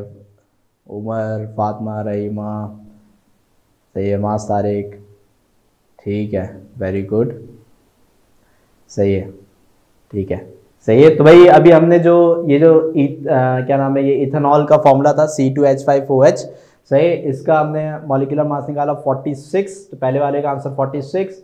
वाटर का हमने जो पिछली स्लाइड में निकाला था, कितना था वाटर का कितना था है भाई, कोई बताएगा? 17 कहाँ से हो गया? 17 थोड़ी था, 18। सही है, मास तारीख, वेरी गुड, सही है, 18। तो वाटर का था 18 और NH3 का भी आपने निकाला, NH3 का था 17, ठीक है, और कार्बन डाइऑक्साइड का भी बच्चों ने निकाल लिया है, सही है, और क्या निकाला भाई 44, ठीक है। तो ये सारे अल्हम्दुलिल्लाह फिर हो ही गए हमारे, सही। मैं तो सोचा था कुछ होमवर्क में दूंगा, ठीक है, लेकिन हमारे बच्चे ही ऐसे जो है ना फुल स्पीड में भाग रहे हैं, बोले करना ही नहीं है आसरा, ठीक है, वेरी गुड, बहुत अच्छी बात है, सही है। तो अब जल्दी से जो है वो फिर हम शुरू करते हैं फिर नेक्स्ट स्लाइड, सही है। और नेक्स्ट जो है ये हमारे पास जो क्वेश्चन है, सही है, इसमें क्या है कि भाई अब उन्होंने बस क्या बोल दिया है कि अब आपने फार्मूला मास, मैंने आपको बताया था ना कि भाई अगर खाली फार्मूला मास भी कह दें तो इसका मतलब होता है कि आपने इंपेरिकल फार्मूला मास मालूम करना है। अब भाई इंपेरिकल फार्मूला बोलें कि मॉलिक्यूलर फार्मूला मास बोलें, इंपेरिकल फार्मूला मास बोलें या फिर मॉलिक्यूलर फार्मूला मास बोलें, हमारी वर्किंग तो बिल्कुल सेम होगी, क्योंकि दोनों को निकालने का तरीका सेम है, सही है, दोनों को निकालने का तरीका क्या है, सेम है, तो वर्किंग तो बिल्कुल सेम होगी। सही है, जो हमारे पास फार्मूला हमें दिया जा रहा है बस वो डिफरेंट हो जाएगा। सही है, यानी कि अब जो हमें यहाँ पे क्या नाम है फार्मूला दिया हुआ है, ये Al2O3 MgCl2 NaCl KNO3, these all are empirical formulas. सही है, ये सारे के सारे इम्पेरिकल फार्मूला हैं। तो अगर आप इससे मास निकालोगे तो वो फिर हमें क्या मिलेगा, वो हमें यहाँ पे क्या नाम है फार्मूला मास मिलेगा यहाँ से। ठीक है, क्लियर हो गई बात यहाँ पे। ठीक है, तो एक का मैं निकाल लेता हूँ। सही है, फिर बाकी का आप जल्दी से आप निकाल लें। सही है, और अगर रह जाता है तो फिर उसको हम फिर होमवर्क में यानी कि टास्क के अंदर उसको जो है वो हम डाल देंगे। ठीक है, अच्छा पहले से कुछ बच्चों ने निकाल भी दिया है अभी। सही है, तो देखते हैं फिर क्या आंसर आता है। मैं पहले वाला कर रहा हूँ एल्यूमिनियम ऑक्साइड। सही है, तो ये वाला मैं जो है वो सॉल्व कर रहा हूँ। तो फर्स्ट वन इज Al2O3। सही है, तो मैं सॉल्यूशन में गया, मैंने सॉल्यूशन की हेडिंग डाली। ठीक है, और यहाँ पे सबसे पहले मैं इनलिस्टिंग करूंगा तो सिर्फ दो ही एलिमेंट है हमारे पास। ठीक है, एक है हमारे पास Al, सही है, और दूसरा है हमारे पास O। ठीक है, अच्छा अब Al जो है Al जो है सही है, ये हमारे पास इसके नंबर ऑफ एटम्स कितने हैं, 2 हैं। सही है, यहाँ पे 2 लिखा हुआ है। और ऑक्सीजन के नंबर ऑफ एटम्स कितने हैं हमारे पास, 3 हैं। तो मैं यहाँ पे 2 को मल्टीप्लाई जो है वो 2 को मल्टीप्लाई कर, अब एल्यूमिनियम के जो नंबर ऑफ एटम्स है उसको एल्यूमिनियम के एटॉमिक मास से कराऊंगा। तो मुझे जरा कोई बताए कि एल्यूमिनियम का एटॉमिक मास जो है वो क्या होता है। 27, वेरी गुड, मास तारीख सही है, तो 27। तो एल्यूमिनियम का एटॉमिक मास कितना होता है, 27। और ऑक्सीजन का तो अभी हमने इतनी बार लिख ही लिया है, सही क्या होता है भाई, 16 होता है। ठीक है, तो यहाँ पे हमारे पास क्या आ जाएगा भाई, 16 आ जाएगा। क्लियर हो गई बात यहाँ पे। अब इन दोनों को मल्टीप्लाई करा ले, तो जल्दी से मुझे बताइएगा। सही, 2 मल्टीप्लाई बाय 27, सही 2 मल्टीप्लाई बाय 27 इज 54। सही है, 2 मल्टीप्लाई बाय 27 इज 54। अच्छा, और 16 multiply by 3, 16 multiply by 3 is 48। ठीक है, ओके। तो यहाँ पे अब इन जल्दी से इन दोनों को जो है वो आप क्या कर दें, ऐड कर दें। सही है, और बताएं क्या आ रहा है। सही है, 102। सही है, 102, वेरी गुड। सही है, 102 AMU। सही है, जो है ये हमारे पास एल्यूमिनियम ऑक्साइड जो है यानी कि Al2O3। ठीक है, ये इसका जो है वो हमारे पास एटॉमिक मास जो है सॉरी फार्मूला मास जो है वो हमारे पास आ जाएगा। ठीक है, क्लियर हो गई बात यहाँ पे। ठीक है, अच्छा फिर अब इसी तरीके से आपने यहाँ पे करना ये होगा कि भाई MgCl और NaCl, MgCl NaCl और KNO3, सही है, इनके भी मासेस जो है वो आप कैलकुलेट करिएगा। और फिर नेक्स्ट जो हमारा वीक होगा ना, सही है, या नेक्स्ट क्लास जब भी हमारी होगी, सही है, तो उसमें फिर आप मेरे साथ इनके आंसर जो है वो शेयर किएगा। ठीक है, तो भाई एम्पेरिकल मास कैलकुलेट करना है या फिर मॉलिक्यूलर मास कैलकुलेट करना है, इसमें किसी भी बच्चे को कोई भी प्रॉब्लम हो, जल्दी से 2 मिनट दे रहा हूँ, जितने भी सवाल हैं पूछ लो। सही है, क्योंकि बड़ा इंपॉर्टेंट क्वेश्चन है, क्योंकि एक क्वेश्चन जब आना ही है तो उसको फिर पक्का करें ना। ठीक है, तो किसी को भी क्वेश्चन है तो जल्दी से पूछ लें। सही है, जल्दी से पूछ लें। सही है, आंसर आया था, नो प्रॉब्लम। ठीक है, सही है। अच्छा, NaCl का भी बता भी दिया है, 58.5। ठीक है, अच्छा मास तारीख ओके, मुस्कान ठीक है, सही है, सही है। अच्छा MgCl का भी निकाल लिया बच्चों ने, वेरी गुड, 95। सही है, ठीक है, सही है, किसी को भी कोई प्रॉब्लम नहीं है अल्हम्दुलिल्लाह। सही है, तो ये आप समझ लें कि एक बड़ा ही इंपॉर्टेंट क्वेश्चन जो है ना वो हमने ग्रिप आउट किया है यहाँ पे। सही है ना, तो अब जो है वो हमने क्या करना है भाई, अब हमने चलना है क्या नाम है नेक्स्ट। सही है, नेक्स्ट टॉपिक पे, और नेक्स्ट टॉपिक जो है ये है हमारे पास, what is atomic number and atomic mass. सही है, एटॉमिक नंबर और एटॉमिक मास जो है ये क्या होते हैं, तो बच्चे पूछ भी रहते हैं, बहुत सारे बच्चे, अभी भी एक बच्चे ने पता नहीं पूछा था। सही है, तो एटॉमिक नंबर और एटॉमिक मास क्या होते हैं, और इससे रिलेटेड भी कुछ शॉर्ट न्यूमेरिकल्स जो है वो हमारे आते हैं। सही है, तो बड़ा ही एक इंपॉर्टेंट क्वेश्चन भी है, सही है, समझने के हिसाब से भी। ठीक है, तो सबसे पहले हम यहाँ पे देख लेते हैं कि भाई व्हाट इज एटॉमिक नंबर। सही है, तो सबसे पहले हम यहाँ पे देखेंगे भाई एटॉमिक नंबर जो है वो क्या होता है। सही है, तो atomic number is the number of protons, is the number of protons present in the nucleus. सही है, nucleus of an atom of any element. सही है, यानी कि एटॉमिक नंबर जो है, सही है, एटॉमिक नंबर किसी भी एलिमेंट का जो एटॉमिक नंबर है वो किस चीज को रिप्रेजेंट करता है, वो रिप्रेजेंट करता है नंबर ऑफ प्रोटॉन जो कि किसी भी एटम के न्यूक्लियस के अंदर मौजूद होते हैं। सही है, ये बात मैंने आपको पहले भी समझाई है, जब मैं आपको एटम समझा रहा था तो उसके अंदर मैंने आपको ये बात बताई थी कि भाई हमारे पास जो एटम है, सही है, उसमें दो हिस्से होते हैं, यानी कि दो इसके समझने के स्पेसेस होते हैं। सही, एक स्पेस जिसको हम बोलते हैं न्यूक्लियस, न्यूक्लियस जो इसका सबसे सेंट्रल पार्ट होता है न्यूक्लियस, और न्यूक्लियस के अंदर हमारे पास दो चीजें होती हैं। सही, एक होता है प्रोटॉन जो कि हमारा पॉजिटिवली चार्ज पार्टिकल है। सही, और एक होता है हमारे पास न्यूट्रॉन। सही, जो कि हमारे पास जिसका नो चार्ज होता है, जिसके ऊपर कोई भी चार्ज नहीं होता। सही, तो यहाँ पे हमारे पास एक तो है प्रोटॉन और एक है न्यूट्रॉन जो कि कहाँ मौजूद रहते हैं। सही है, इसके न्यूक्लियस यानी कि एटम के जो सेंट्रल पार्ट होता है न्यूक्लियस, तो ये दोनों चीजें, सही है, यानी कि प्रोटॉन और न्यूट्रॉन जो है, सही है, ये हमारे पास न्यूक्लियस में मौजूद होते हैं। ठीक है, अच्छा, अब दूसरी जो चीज है हमारे पास वो क्या है। सही है, वो दूसरी जगह होती है जिसको हम बोलते हैं शेल्स यानी कि ऑर्बिट। सही, शेल्स भी बोल सकते हैं और ऑर्बिट भी कह सकते हैं। ठीक है, तो यहाँ पे हमारे पास जो शेल या जो ऑर्बिट है, सही है, इसके अंदर, सही है, हमारे पास एक सब एटॉमिक पार्टिकल जो है वो कंटिन्यूसली इन शेल्स के अंदर जो है वो क्या कर रहा होता है, रिवॉल्व कर रहा होता है। सही है, और वो सब एटॉमिक पार्टिकल होता है हमारे पास इलेक्ट्रॉन। सही है, जो कि हमारा एटम में एक नेगेटिवली चार्ज पार्टिकल है। सही है, नेगेटिवली चार्ज पार्टिकल। सही, तो यहाँ पे हमारे पास जो है, सही है, इलेक्ट्रॉन, सही है, इलेक्ट्रॉन जो कि ऑर्बिट में मौजूद होता है और नेगेटिवली चार्ज होता है। सही है, और प्रोटॉन और न्यूट्रॉन, सही है, न्यूक्लियस में मौजूद होते हैं जिसमें प्रोटॉन पॉजिटिवली चार्ज और न्यूट्रॉन जो है वो नेगेटिवली चार्ज होता है। अब न्यूक्लियस के अंदर मौजूद जो प्रोटॉन है, सही है, तो प्रोटॉन की जो भी वैल्यू होगी, यानी कि प्रोटॉन के जितने भी नंबर होंगे, सही है, जितनी भी तादाद होगी, वो बेसिकली हमारे पास क्या कहलाएगी, सही है, वो हमारे पास कहलाएगी एटॉमिक नंबर। सही है, तो भाई प्रोटॉन की जो भी हमारे पास नंबर है, प्रोटॉन की जो भी हमारे पास क्या नाम है वैल्यू है, सही है, किसके अंदर, प्रेजेंट इन द न्यूक्लियस। सही, न्यूक्लियस के अंदर प्रोटॉन की जो भी हमारे पास वैल्यू है, सही, वो हमारे पास क्या कहलाती है, एटॉमिक नंबर कहलाती है।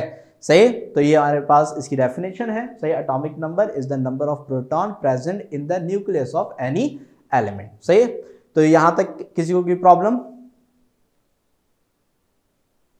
सही है, ठीक है, वापस मैं एक बार बता देता हूँ। ठीक है, कि भाई हमारे पास जो क्या नाम है न्यूक्लियस है, न्यूक्लियस के अंदर जो प्रोटॉन की तादाद है, ठीक है भाई, न्यूक्लियस में कितने प्रोटॉन जो है वो मौजूद हैं, सही है, वो रिप्रेजेंट करता है किसको, एटॉमिक नंबर को, कि भाई जितने प्रोटॉन होंगे उतना ही एटॉमिक नंबर भी होगा। सही है, मुस्कान समझ में आया आपको? जरा मुस्कान, ठीक है, ओके, सही है, समझ में आ गया। अच्छा, तो अब यहां पे हमारे पास जो है ठीक है, अब बात करते हैं कि भाई हमारे पास जो एटॉमिक नंबर है, सही है, इसको हम रिप्रेजेंट किससे करते हैं। तो एटॉमिक नंबर जो है वो इसको हम रिप्रेजेंट करते हैं किससे भाई, Z से। तो इसका जो सिंबल होता है ये हमारे पास क्या होता है भाई, Z, यानी कि कैपिटल Z से हम एटॉमिक नंबर को रिप्रेजेंट करते हैं। तो बेसिकली एटॉमिक नंबर यानी कि Z is equals to the number of proton. सही है, तो यहाँ पे हमारे पास जो एटॉमिक नंबर है वो किसको रिप्रेजेंट करता है, नंबर ऑफ प्रोटॉन्स को रिप्रेजेंट करता है। ठीक है, अच्छा, all atoms of the same element have same atomic number because of the presence of same number of proton present in the nucleus. सही, यानी कि अगर हम तमाम एटम्स को देखें, सही, ऑफ द सेम एलिमेंट, यानी कि कोई भी आप एलिमेंट ले लें, जैसे कार्बन है, सही, कार्बन का जो है वो आप एक एलिमेंट ले लेते हैं। अब उसके अंदर जितने भी नंबर ऑफ क्या नाम है एटम्स मौजूद हैं, सही है, तो जितने भी नंबर ऑफ एटम्स हैं, सही है, उसके न्यूक्लियस में प्रोटॉन की वैल्यू सेम होगी। ऐसा नहीं हो सकता कि एक कार्बन का एटम है उसमें प्रोटॉन की जो वैल्यू है वो डिफरेंट है, और एक कार्बन का जो एटम है उसमें प्रोटॉन की वैल्यू जो है वो डिफरेंट है, और तीसरा कार्बन का जो एटम है उसमें प्रोटॉन की वैल्यू डिफरेंट है। ऐसा नहीं हो सकता, सही। ये प्रोटॉन की जो वैल्यू है वो सेम एलिमेंट के एटम्स के अंदर हमेशा बराबर रहती है, हमेशा सेम रहती है, ये कभी भी डिफरेंट नहीं होती। क्लियर हो गई बात यहाँ पे, सही। अच्छा, तो यहाँ पे हमारे पास, सही है, यहाँ पे हमारे पास जो है, सही, यहाँ पे हमारे पास जो है, सही, all atoms of the same element have same atomic number, सही है, क्योंकि भाई इनका जो एटॉमिक नंबर है वो सेम होता है, सही है, क्योंकि नंबर ऑफ प्रोटॉन जो है वो हमेशा हमारे पास क्या रहते हैं, सेम रहते हैं, सही। क्लियर हो गई बात यहाँ पे, ठीक है। तो इन दो पॉइंट्स के अंदर कोई प्रॉब्लम, एटॉमिक नंबर या फिर इसके जो दो पॉइंट्स हैं इसके अंदर कोई प्रॉब्लम है बच्चों को तो पूछ लें, सही है। फिर हम एटॉमिक मास की तरफ मूव करते हैं, ठीक है रहीमा, सही है। और किसी बच्चे को भी प्रॉब्लम, सही है, अंशरा, उमर, सही है, और भी सारे बच्चे हैं। आज सब बच्चे कहाँ हैं भी, अब्दुल हादी, आयजा तंजील, आर्यन कुरैशी और कौन है, फातिमा, ठीक है, ये सब बच्चे भी जागे रहो, सो नहीं, ठीक है। अच्छा, ठीक है, ठीक है। तो अब जल्दी से जो है वो हम नेक्स्ट जो है वो उसके ऊपर जाते हैं, सही है, नेक्स्ट टॉपिक पे। अब नेक्स्ट टॉपिक जो है वो हमारा ये है एटॉमिक मास। अब एटॉमिक मास क्या होता है, सही है। अब जिस तरीके से एटॉमिक नंबर जो है वो डिपेंड करता है किसके ऊपर, number of proton present in the nucleus of an atom, सही, कि नंबर ऑफ प्रोटॉन के ऊपर डिपेंड करता है कि भाई जितने नंबर ऑफ प्रोटॉन होंगे उतना ही एटॉमिक मास भी होगा, सही।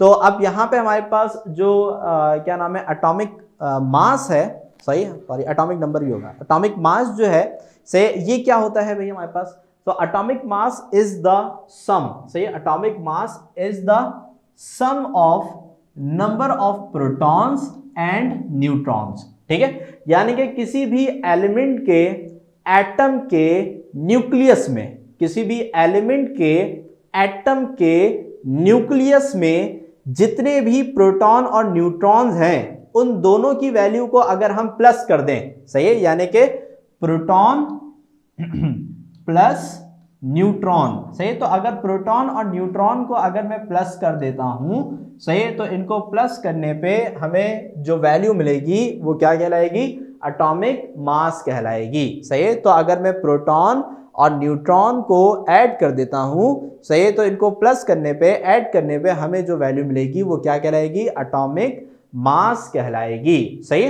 तो जो हमारे पास एटॉमिक नंबर है वो सिर्फ और सिर्फ क्या कहलाता है, प्रोटॉन की नंबर्स, सही। और जो हमारे पास एटॉमिक मास है, सही, इसमें हम प्रोटॉन और न्यूट्रॉन, सही, दोनों को जो है वो हम क्या कर देते हैं, प्लस कर देते हैं, और दोनों को प्लस करने पे हमें जो है वो क्या नाम है, एटॉमिक मास मिल जाता है, सही। तो ये वाली बात हमें समझ में आ गई, ठीक है,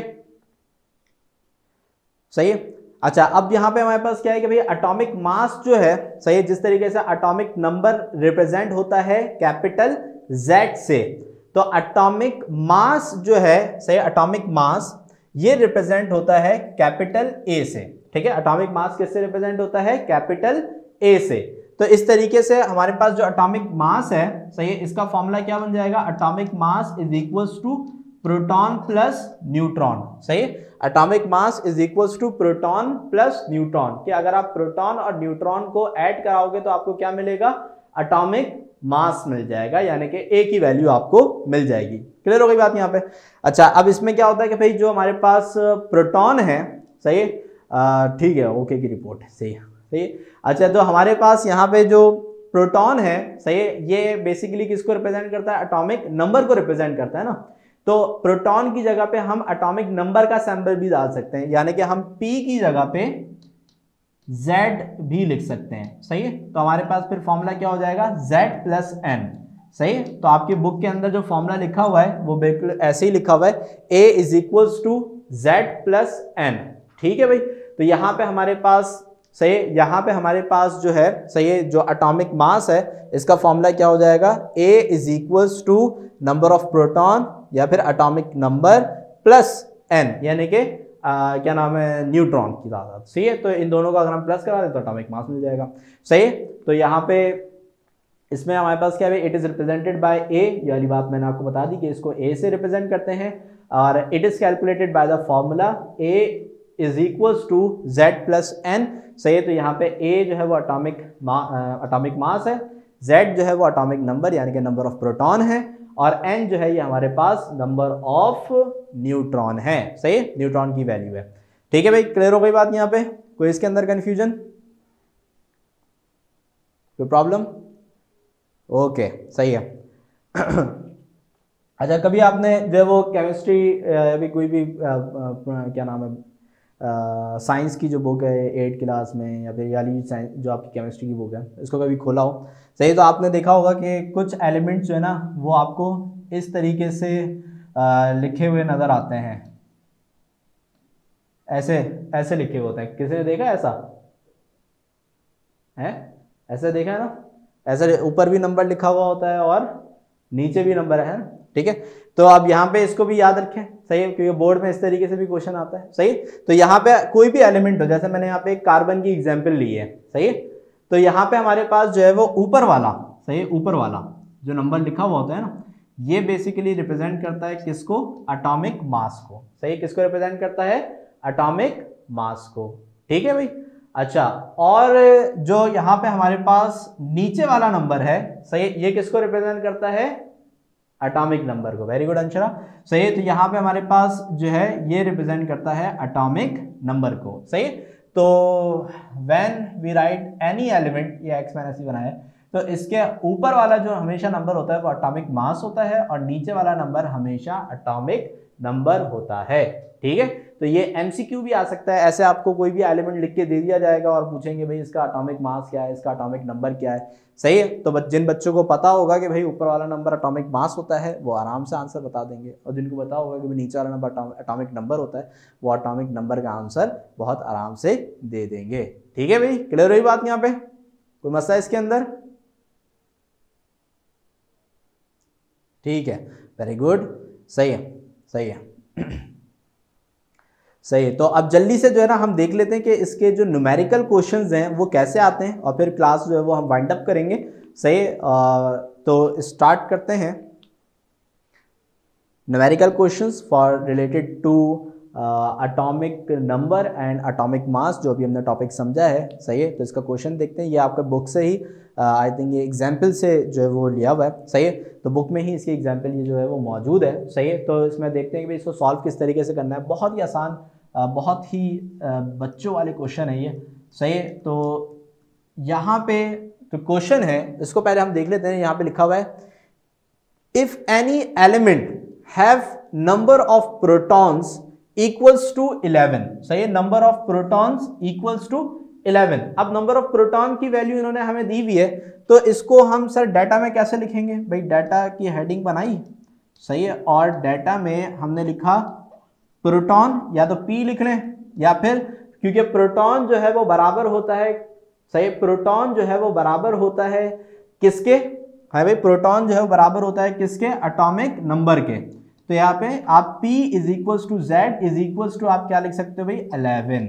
ठीक है, तो P is equals to Z is equals to 11। सही है, तो नंबर ऑफ प्रोटॉन 11 है, तो आप P इज इक्वल्स टू 11, या फिर खाली Z इक्वल्स टू 11, या फिर आप ऐसे लिखें P is equals to Z is equals to 11, ये अच्छा रहेगा। सही है, इसमें दोनों चीजें आ जाएंगी। ठीक है, अच्छा, अब इसके बाद क्या है, सही है, and number of neutron, and the number of neutron is 12। तो नंबर ऑफ न्यूट्रॉन को आप n से रिप्रेजेंट करते हैं, तो नंबर ऑफ न्यूट्रॉन जो है ये हमारे पास आ जाएगा 12। ठीक है, तो प्रोटॉन की वैल्यू आ गई और ये न्यूट्रॉन की वैल्यू आ गई।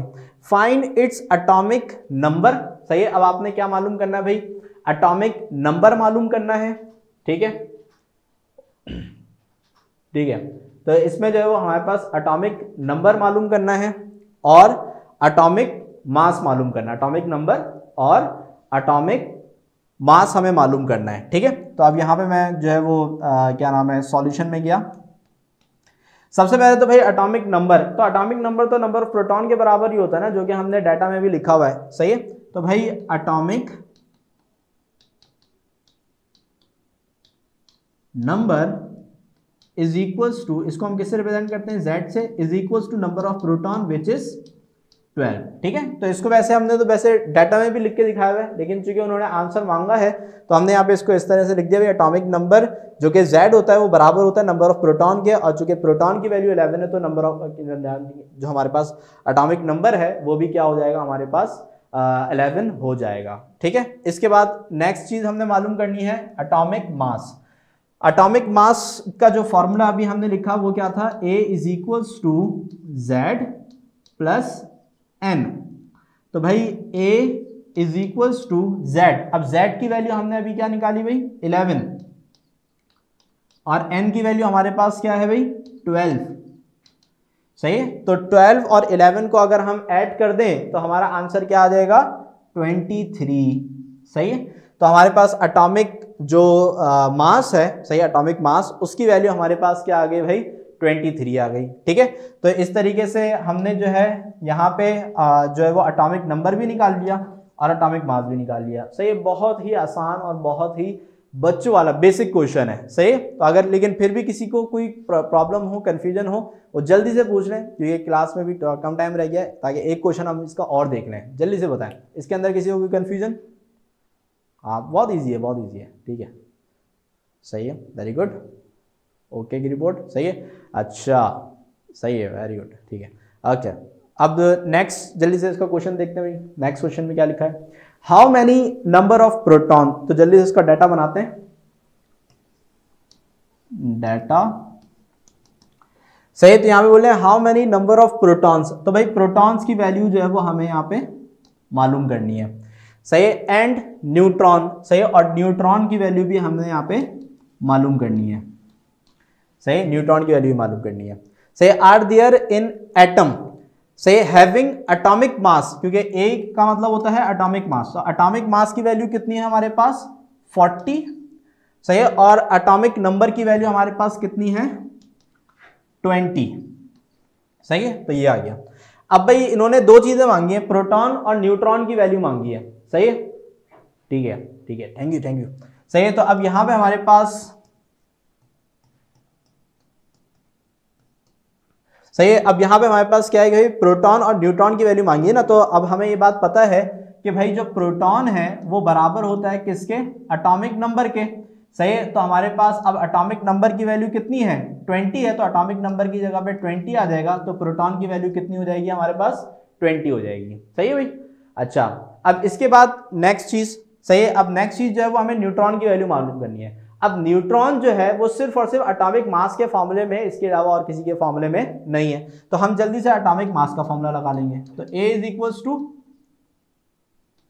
P plus N, P plus N लिख लेंगे, यहाँ पे Z प्लस N, एक ही बात है, ठीक है। तो अब यहां पे हमारे पास क्या है भाई A की वैल्यू कितनी है 40, सही, P की वैल्यू कितनी निकाली है 20, और N की वैल्यू हमें मालूम करनी है। अच्छा, ये अब N की वैल्यू मालूम करनी है, तो 20 यहाँ पे प्लस हो रहा है, इधर आइए क्या हो जाएगा माइनस, तो यहाँ पे 40 माइनस 20, तो बताइएगा 40 माइनस 20 कितना हो गया भाई 40 माइनस 20 इज 20, सही है। तो अब यहाँ पे हमारे पास क्या हुआ कि भाई प्रोटॉन की जो वैल्यू है ये भी 20 आ गई, और न्यूट्रॉन की वैल्यू भी हमारे पास क्या आ गई भाई 20 आ गई, सही है। तो इस क्वेश्चन के अंदर किसी को भी प्रॉब्लम, जल्दी से एक दफा देख लें इस पूरे को, ठीक है, वेरी गुड, वेरी गुड, सही, सबके क्लियर है, सही है, ठीक है। तो यहाँ पे जो हमारा इसके भी न्यूमेरिकल्स का जो पोर्शन है वो मुकम्मल हो गया, सही है। अब आपने करना ये है कि आज की जो क्लास के अंदर न्यूमेरिकल्स हुए हैं, सही है, उसकी भी प्रैक्टिस करनी है, और आपने बुक को ओपन करना है, और बुक के अंदर भी आपको आज की क्लास से रिलेटेड, यानी कि मॉलिक्यूलर मास, एम्पेरिकल मास, एम्पेरिकल फार्मूला मास, सही है, और ये एटॉमिक नंबर और एटॉमिक मास, इससे रिलेटेड जितनी भी आपको न्यूमेरिकल्स मिलते हैं, सही है, आप उसको सॉल्व करें। अगर 10 ईयर है तो 10 ईयर में इन क्वेश्चंस को सॉल्व करें, और कोई भी कंफ्यूजन हो, सही है, आप बहुत बिला झिझक आके जो है वो नेक्स्ट क्लास के अंदर आप पूछ लें, सही है ना, तो उसमें मैं आपको आपके डाउट्स जो है वो क्लियर कर दूंगा, सही। तो अब जल्दी से जो है वो हम यहाँ पे देख लेते हैं कि अच्छा ये आज नहीं हो पाया, सही है, तो अब नेक्स्ट क्लास में जाएगा ये, ठीक है। तो आज हम टास्क देख लेते हैं कि आज का टास्क क्या है, सही है। तो जो जो चीज़ें हमने करी हैं, सही है, वही चीज़ें मैं आपको जो है टास्क में भी देता हूँ, सही है। तो यहाँ पे हमारे पास क्या है, मॉलिक्यूलर मास और एम्पिरिकल फॉर्मूला मास, सही है, इसका टॉपिक हमने किया है, सही है। इसकी डेफिनेशंस आपने याद करनी है, एटॉमिक नंबर और एटॉमिक मास की डेफिनेशंस आपने याद करनी है। अच्छा, केमिकल इक्वेशन बैलेंस वाला क्वेश्चन आज नहीं हुआ तो आज के टॉपिक में शामिल नहीं होगा। बाकी जो आज के हमने टॉपिक्स किए हैं उसके जो भी न्यूमेरिकल्स आपके बुक में मौजूद हैं, पास पेपर में मौजूद हैं, उसको आपने सॉल्व करना है, सही है। और फिर एट द एंड जो हमेशा मैं बोलता हूँ MCQ की प्रैक्टिस करनी है। मैं भी आपको जो है वो कुछ ना कुछ MCQ की प्रैक्टिस जो है वो स्टार्ट में करा देता हूँ, सही है। लेकिन इसके अलावा भी बुक के अंदर भी जो है, सही है, उसकी भी आपने प्रैक्टिस करनी है, ठीक है। तो जल्दी से स्क्रीनशॉट आपने लेना है तो ले लें, और अगर कोई भी आज की प्रॉब्लम है तो वो डिस्कस कर लें, और जल्दी से बता दें भाई कि आज की क्लास में सब कुछ समझ में आ गया है, आज की क्लास में सब कुछ समझ में आ गया है, ठीक है। कोई प्रॉब्लम तो नहीं है आज की क्लास में, ठीक है, सही है, ठीक है, ठीक है, सही। तो फिर इंशाल्लाह अब जो है वो नेक्स्ट वीक आपसे मुलाकात होगी, सही है। तो बस रिवीजन अच्छा सा रखिएगा, तैयारी करें, और बहुत अच्छी सी तैयारी करें, सही है ना। तो अल्लाह हाफिज़।